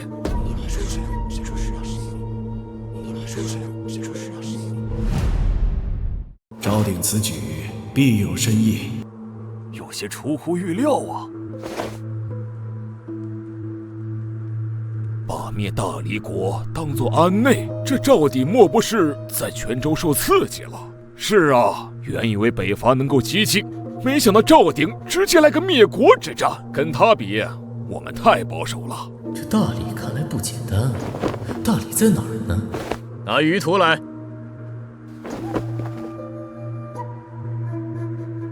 赵鼎说在南边。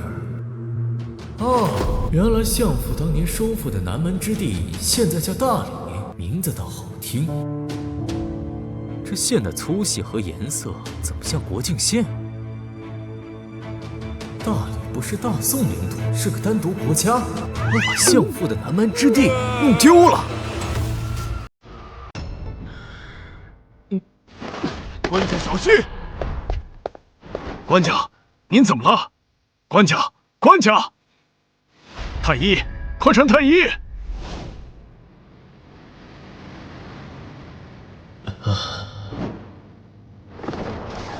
相父，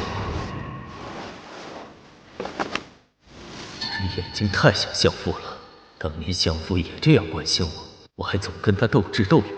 爱卿，帮朕把南蛮大理拿回来。是。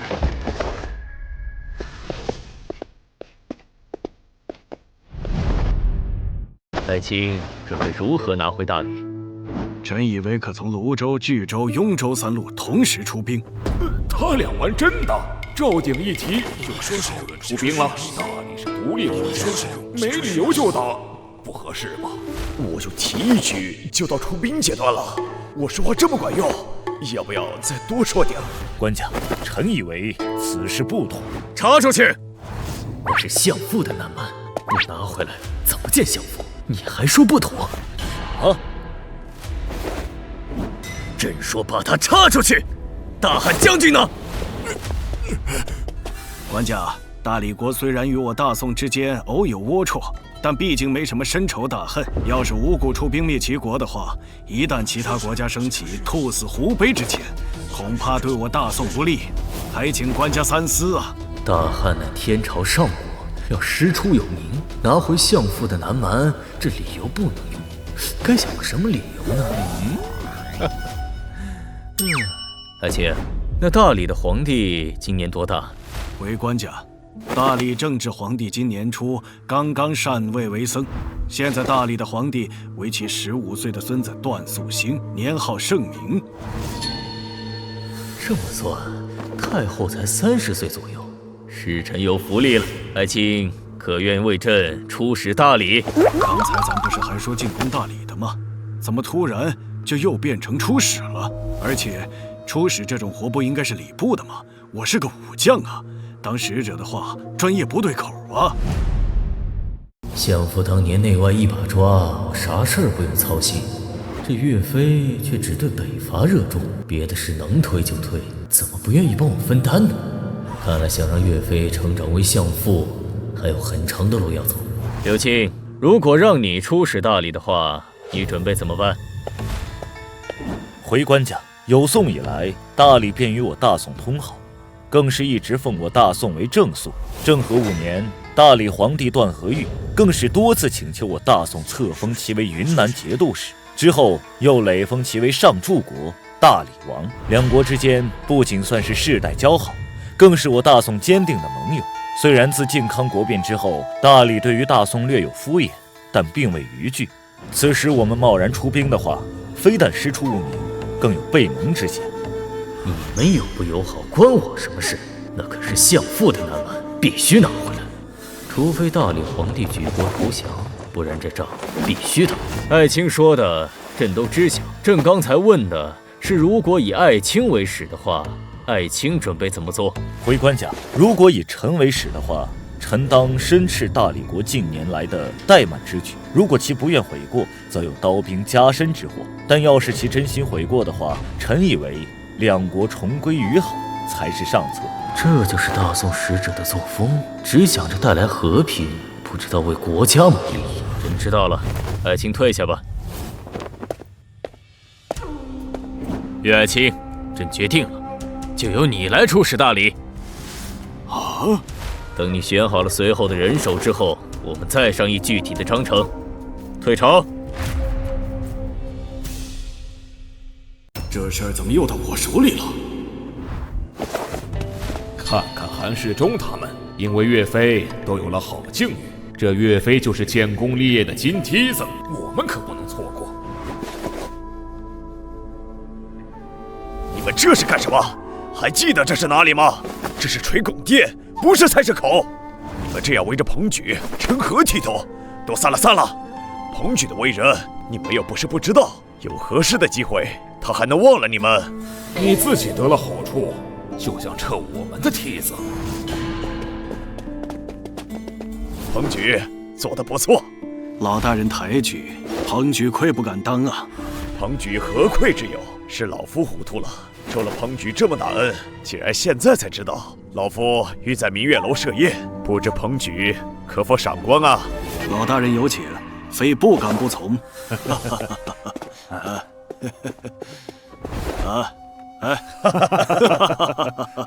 老大人，非有个问题，不知当问不当问。彭举有话直说便是。老大人，非想知道老大人为什么要向官家建议进兵大理。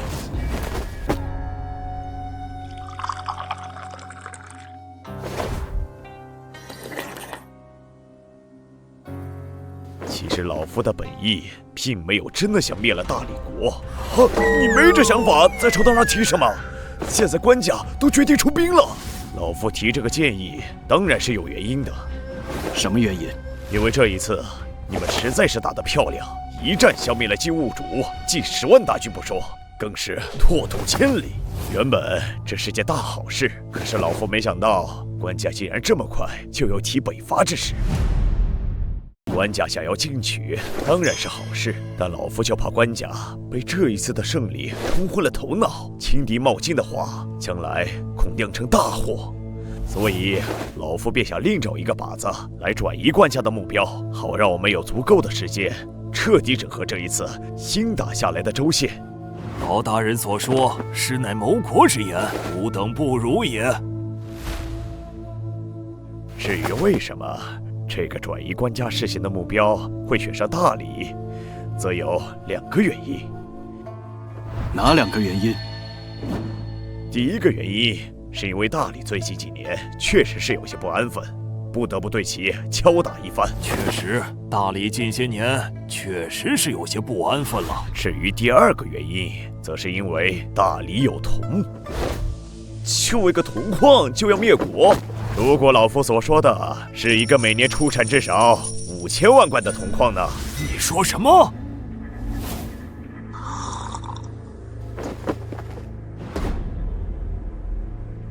老夫也是到了泉州之后，偶然的机会，从一个经常在两国之间行商的商人口中得知，大理国新发现了一个铜矿，其规模比我们现在所知的任何一个铜矿都要大得多。但大理国也深知怀璧其罪的道理，一直对这个消息秘而不宣。从那个商人口中得知了消息之后，老夫便秘密派了人前去查探，事实确实如他所说。但老夫也并未想过要灭了大理国。老夫原本的想法只是以大理对我大宋不敬为由，狠狠地对其敲打一番，使我大宋能趁机从那铜矿之中分一杯羹而已。结果没想到官家竟然直接决定灭了大理国，而且老夫能看出来，我刚提这个建议的时候，官家对大理压根儿就不感兴趣，是看了舆图之后才突然决定要出兵灭其国。如果不是老夫真的没和官家商量过，老夫都要怀疑官家是不是早就有了灭了大理的心思，才故意和老夫演双簧呢？你们说有没有一种可能，官家确实是早就有了灭掉大理的心思，正好你又提出了这个建议，所以官家才顺水推舟。梁辰，你这话什么意思？我的意思是，官家早就知道了大理发现新铜矿的事，只是一直找不到合适的理由动手。所以你今天提出来之后，官家便直接顺水推舟把这件事定了下来。不可能吧？根据我打听到的消息，那个铜矿发现不过几个月的时间。向我透露消息的那个商人是因为与大理皇室有来往，才无意中知道了此事。当时那个铜矿发现不过1个月时间，他曾受我大恩，闲谈中无意泄露了口风。但我派去打听的人没查到实质消息，这事还是我从大理国反常态度反推出来的。大理国对这个消息封锁很严，官家怎么会知道？梁辰，你是说官家在大理国自有渠道，能知晓那里的一切？如果不只是大理国呢？好了，这个话题到此为止。彭举，关于出使大理的事儿，你是怎么考虑的？不瞒各位老大人，如果要是直接出兵大理的话，非责无旁贷。但是这出使的事儿，真是让人一筹莫展呐。李导兄，你乃是礼部尚书，出使的事儿你最擅长，你觉得该怎么办？这事儿其实很简单。简单？这比打仗难多了，好吧？彭举啊，这个事儿其实真的很简单，你不会，你找个老师不就行了？老师？彭举啊，我可不是让你拜我为师。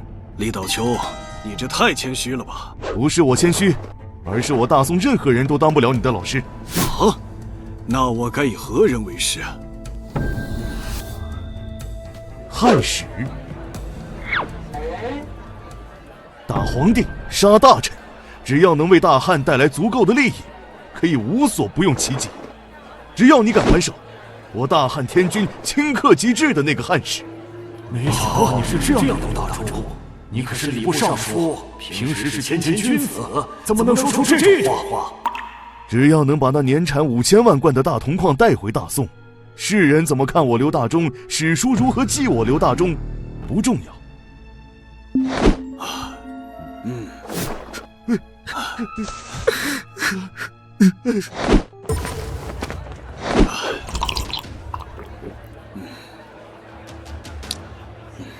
彭举啊，你准备打他的皇帝，还是准备抢他的皇后啊？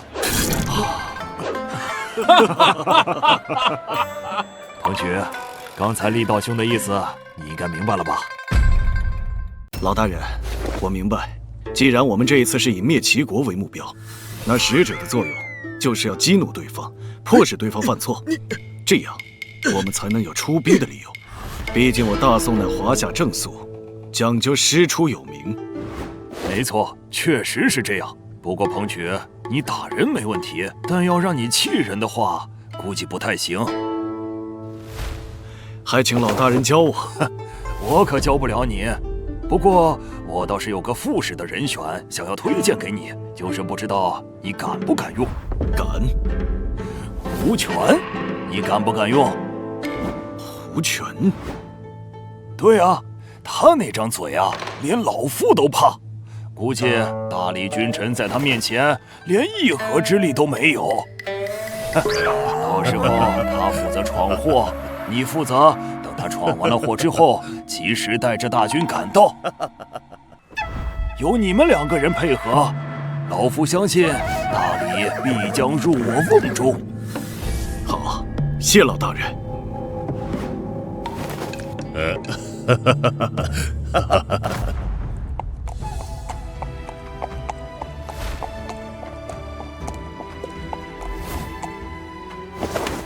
学生拜见元帅。元帅，学生想随您出使大理。上次官家命你为观察使，本官才不得不与你打交道。现在战事结束，你的观察使也卸任了。现在你只不过是个无职无权的太学生而已，你凭什么和本官一起出使？你配吗？元帅，学生知道您此次出使责任重大，万万出不得一丁点差错。可是，出使大理的队伍庞大，您就能确定您带去的每一个人都是自己人吗？万一其中混有您对手派去的人，说不定就会累得元帅辜负了官家的期望。这个就不劳你操心了，本官自会认真的排查。与其排查，您何不干脆让我随您出使呢？毕竟您知道我就是秦相的人，如果真出了什么纰漏，也可以成为您扳倒秦相的武器，不是？他到底什么情况？既以秦桧人自居，又不维护秦桧利益。你想随本官出使大理，是你自己的意思，还是秦桧的意思？既是学生自己的意思，也是秦相的意思。出使大理山高路远，你就不怕出点什么意外，再也回不来了吗？能死在元帅的手里，乃是学生的荣幸。你这意思是出事就赖我身上？这小娃娃胆子真大！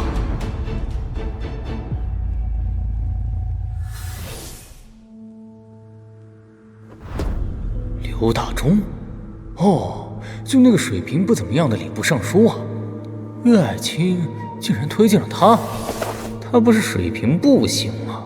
爱卿为啥会推荐他？看来我上次看走眼了，他一定有什么自己不知道的长处，以后要重点观察，多多使用。陆游，就是上次那个太学生，他才16岁，爱卿就这么看重他，可以，以后好好培养。胡权，这谁呀？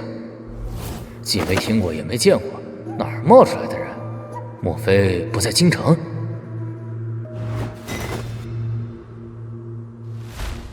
无所谓了，爱卿推荐的人肯定不一般，等出使回来再见吧。非你是故意的吧？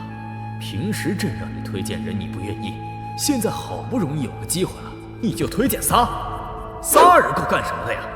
你就不能一次性推荐个3000、5000的吗？哎，真是气死朕了！爱卿啊，这人是不是少了点儿？啊，不少了呀。臣一个正使，3位副使，使团一般不都是这个配置吗？大宋的使都这么经用吗？在我们大汉，使者可都是消耗品啊！那出去一次最少也得几10人，这只带3个人去怎么行？万一一次被消耗完了，这还怎么用？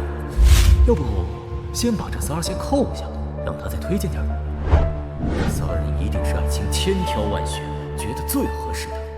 万一自己把人留下了，他再换几个不那么合适的，在外面出点事儿怎么办？爱卿这次出使准备怎么做呀？以当年的大汉使都为誓。岳爱卿果然不会让自己失望，小的南蛮终于可以回来了，自己再也不用怕将来没脸去见相父了。好，那爱卿就去准备吧，等你出发的那天，朕到城外送你。谢官家。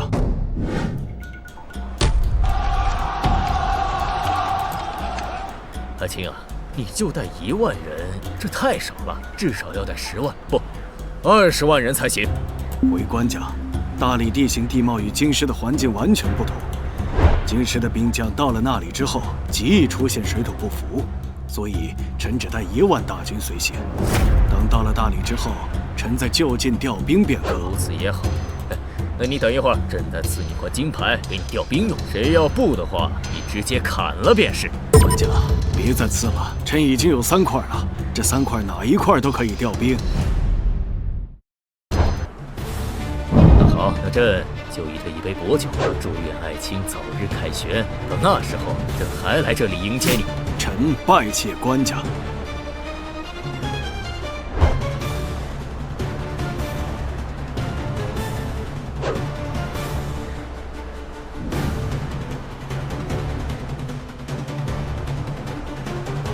爱卿，你到了大理之后，可以寻找一下当年大汉之时的南蛮后人。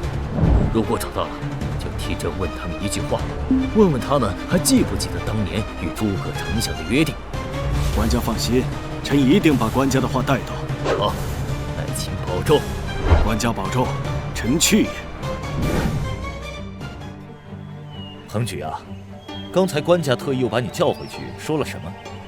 官家让我们去寻访当年大汉之时的南蛮后人。刘大人可知当年的南蛮后人现在居住在哪里？已经过去了上千年，史书中也只用一句南蛮就把一切给带过去了。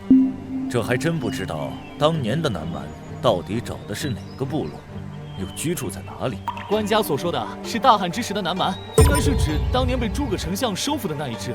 如果学生记得不错的话，当年的南蛮几经演化迁徙之后，主体变成了现在的佤族，就居住在大理国境之内的崇山峻岭之中。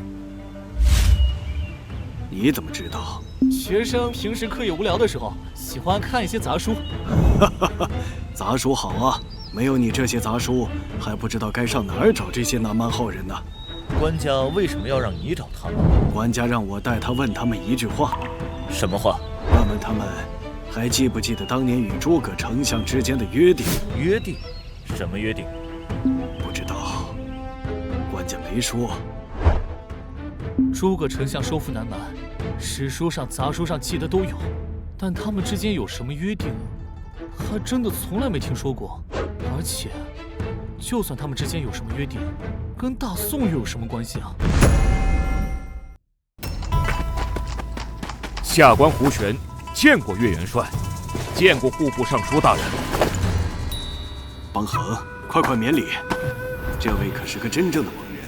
大宋讲究与士大夫共天下，官员之间的政治斗争，一般也都是把对方赶出朝堂，就算达到目的，很少奔着要命去的。但眼前这位可不管这些。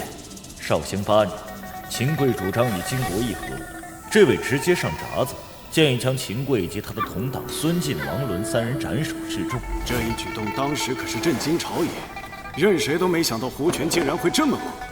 可胡权也正是因为这个借口被贬到新州，后来更是贬到吉阳。瞅瞅他那两鬓的白发，就知道这些年过得不容易。两位大人是在可怜胡某吗？帮横兄误会了。当年帮横兄敢为天下先，直谏处死秦桧及其党羽的风采，我与庞举到现在想起来还神往不已。怎么会是可怜你？我们只是可惜帮横兄天纵之才不能在朝中辅佐官家，只能蹉跎在吉阳那不毛之地而已。有什么可惜的？我胡权与秦桧那等对外敌奴颜卑膝之辈不共戴天，相比与他同朝为官，胡某倒更愿意纵情于吉阳的山水之间。帮横志向之高洁，吾等不及也。老大人的志向，学生可是不敢苟同。是何人敢在此淫淫狂吠？你丫的自己没骨头投靠了秦桧那个狗贼就算了，竟敢看不起铁骨铮铮的胡邦衡，谁给你的狗胆？看来这小子是留不得了。学生陆游拜见老大人。如果学生听得不错的话，刚才胡大人说宁愿在吉阳的不毛之地纵情山水，也不愿与秦桧共处于朝堂之上。没错，胡某与秦桧那乱臣贼子不共戴天。刚才岳元帅和刘尚书两位大人都说胡大人乃天纵奇才，学生实在是没想到，当年因力荐处死秦桧及其同党而闻名天下的胡权胡大人，竟然如此的愚蠢。哼，真是见面不如闻名啊！住口！你这黄口小儿，谁给你的胆子敢如此羞辱胡邦衡？元帅，学生说的不对吗？小娃娃，我不管你是谁，也不管你是受了谁的指使，今天你要说出道理，那便罢了。如果你要说不出道理来，那就不要怪老夫以大欺小了。实话告诉你，老夫不仅略有一些文采，还略有一些权巧。学生敢问大人，您10年寒窗学得一身文武艺，为的是什么？当然是上报君王，下救黎民。可是胡大人，您现在却只顾着寄情于山水之间，既于君王无益，也与百姓无益啊！难道胡大人您已经忘了自己的志向？胡大人这是被学生说中了心事，恼羞成怒，想要打死学生吗？你这小娃娃懂什么？你以为老夫说纵情山水，就真的只是纵情山水吗？老夫这是在卧薪尝胆，以待天时。哦，等什么天时啊？秦桧那等狼子野心之辈，蒙蔽得了官家一时，蒙蔽不了一世，早晚必为官家所弃。到了那时，便是我等忠臣尽忠之时。在此之前，我等只需修身养性，安心等待即可。如果学生没理解错的话，胡大人的意思是，您所谓上报君王、下救黎民的志向，就完全寄托在官家一人之身。如果官家胜利，您就进而为官，施展平生之志；如果官家不明，或者被奸臣蒙蔽，您就退而寄情山水，以修身养性。学得文武艺，或与帝王家，自古以来便是如此。如果帝王不认，难道还能强买强卖不成？胡大人说得好啊！学生想问老大人，自古如此，便是对的吗？你到底想说什么？学生记得横渠先生曾言过，我等学子学文之目的，当是为天地立心，为民生立命，为往圣继绝学，为万世开太平。自古以来，之所以要习得文武艺，或与帝王家，只不过是因为帝王乃天下之主，与帝王为谋，更容易实现我等学子之志向而已。学得文武艺，或与帝王家，只是手段，而非目的。胡大人，您本末倒置了。此人心怀天下苍生，志存迁就社稷，他这些思想绝不是来自于秦桧，他为什么敢当着我的面说出来？目的到底是什么？陆游，你到底想说什么？元帅，您认为您的命是属于谁的？官家是大宋的天子，岳飞是大宋的臣子，岳飞的命自然是属于官家的。元帅此言差矣。现在元帅得官家信任，得以尽展胸中抱负，此乃幸事。但是1年之前的事情，元帅都忘了吗？当时刚刚大破诛仙阵，正要挥师汴京，收复故都之时，官家以12道金牌召您回京，使您10年之功毁于一旦。之后，您岳云少将军、张献子一众岳家军骨干，均以莫须有的罪名下狱。如果不是官家突然改变了主意，你现在早已化为一捧黄土，你一手创建的岳家军，也必将成为一盘散沙，消失于历史的烽烟之中。学生知道这一切都是您自愿的，因为对您来说，以死报君王同样是一种尽忠。可是，元帅，您想过一个问题吗？杀掉岳飞对于官家来说，只是失去了一个臣子。可是，大宋会失去什么？百姓又会失去什么？去年底，您与韩世忠将军、刘光世将军3路大军齐出，彻底粉碎了金兀术逼迫我大宋屈膝称臣的阴谋。您有没有想过，如果官家当时没有突然改变主意，您真的以莫须有的罪名被处斩，现在的大宋会是个什么局面？说实话，学生设想过，如果当时将军真的被处死，我大宋绝对会在秦桧主导之下，按照金兀术的意思与金国议和，我大宋会向金国称臣、割地、纳岁贡，从此我大宋会持续不断的被金国吸血，直到吸干榨尽为止。大宋从此再无翻身之机。不可能！纵使岳飞身死，朝中还有韩世忠、刘光世，还有无数忠臣良将，绝不可能！元帅，我大宋自靖康国变以来，痛失半壁江山，只能偏安于南方之地。学生虽然不才，但也算是阅尽史书。有史以来，以南方偏安之地为基，实现华夏一统者，至今尚无一人。得天之佑，大宋有了元帅这种以南攻北，还能屡战屡胜的绝世将星降生，才保留了最后一丝收复故土的希望。如果元帅真的以莫须有那种可笑的理由被处死，大宋必将为天所厌。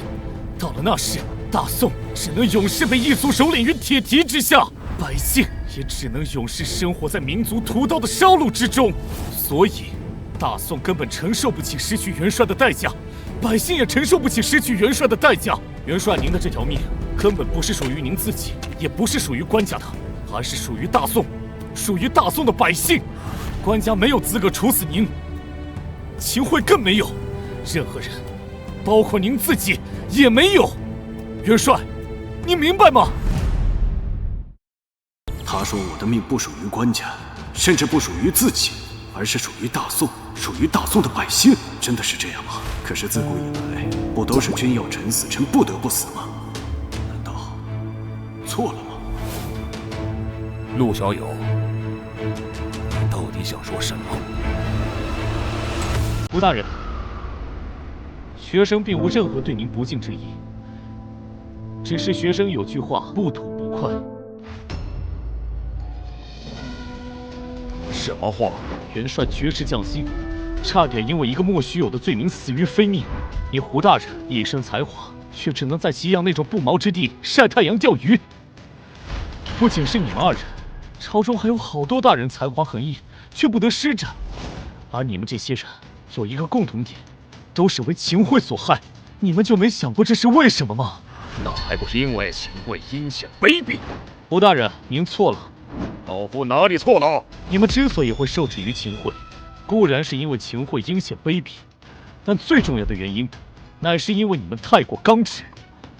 刚直有何不对？如果是因为为人刚正，非但没有不对，反而是一种美德。但如果做官刚直，那学生只能说太蠢了。小子，你再说一遍！大人，我们都知道秦桧是个十足的坏主。可是像你们这样忠正又有才华的大臣，为什么一个又一个的被他赶出朝堂？你们当然可以说，我不屑于此等人为伍，但是您怎么就不想一想呢？如果你们这些忠直的大臣全都离开了朝堂，朝政怎么办？百姓又怎么办？甚至官家该怎么办？你们总说官家是被秦桧以及他的党羽蛊惑，可你们这些忠直的大臣们都离开了朝堂，朝堂上只剩下了秦桧和他的党羽，官家只能听到他们一党的声音。这种情况下，别说是官家了，就是换成胡大人您能保证自己不被他们蛊惑吗？大人，你们总骂秦桧是一个奸臣，但学生以为，如果你们这些忠直之人还记得自己的志向，就要比秦桧更像一个奸臣。他秦桧不是卑鄙吗？你们就要比他更卑鄙。他秦桧不是狡猾吗？你们就要比他更狡猾。他秦桧不是心狠吗？你们就要比他更心狠。他秦桧不是手黑吗？你们就要比他更手黑。他秦桧不是擅长结党吗？你们就要比他更擅长结党。他秦桧不是擅长罗织罪名吗？你们就要比他更擅长罗织罪名。总之一句话，他秦桧不擅长的，你们要擅长；他秦桧擅长的，你们要比他更擅长。只有这样，你们才能牢牢地站在朝堂之上；只有这样，你们才能实现自己的志向，上报君王，下救黎民。可是，如果这样，我们跟秦桧那个奸臣有什么区别？只要能牢牢地站在朝堂上，只要没有迷失了本心，元帅您就干脆把自己当个奸臣，又何妨？这就叫做走奸臣的路，让奸臣无路可走。武官，你来。元帅，有何？本帅绝世将星，你骂本帅蠢？本官嫉恶如仇，到底哪里蠢了？本官一点都不蠢。三位大人，何至于此啊？这不是我说的对吗？觉得我说的对，你们还踹我屁股？正是因为你说的对，我们才发现我们仨人都不够狠，需要练一练。我们仨年纪都大了，这里就你年轻，这不正合适吗？我。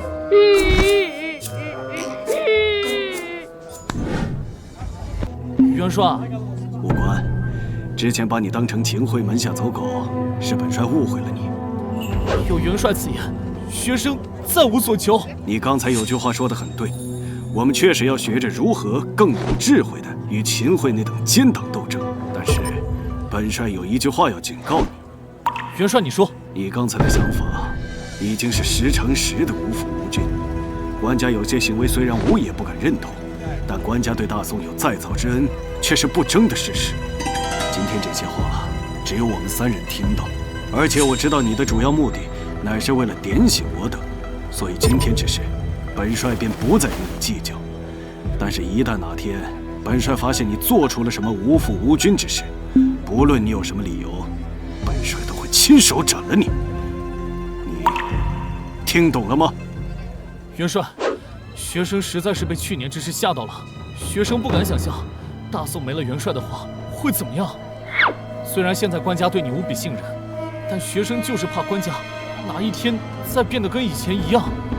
陆游，你不止一次说过，你是本帅为平生之楷模。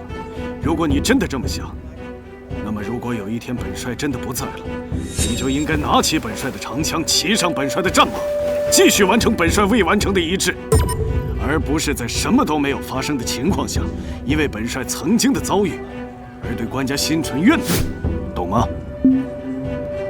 学生懂了，元帅放心吧。学生在您面前立誓，这一生都会像元帅一样尽忠报国。如果学生哪天违背了初心，不用元帅动手，学生自裁以谢天下。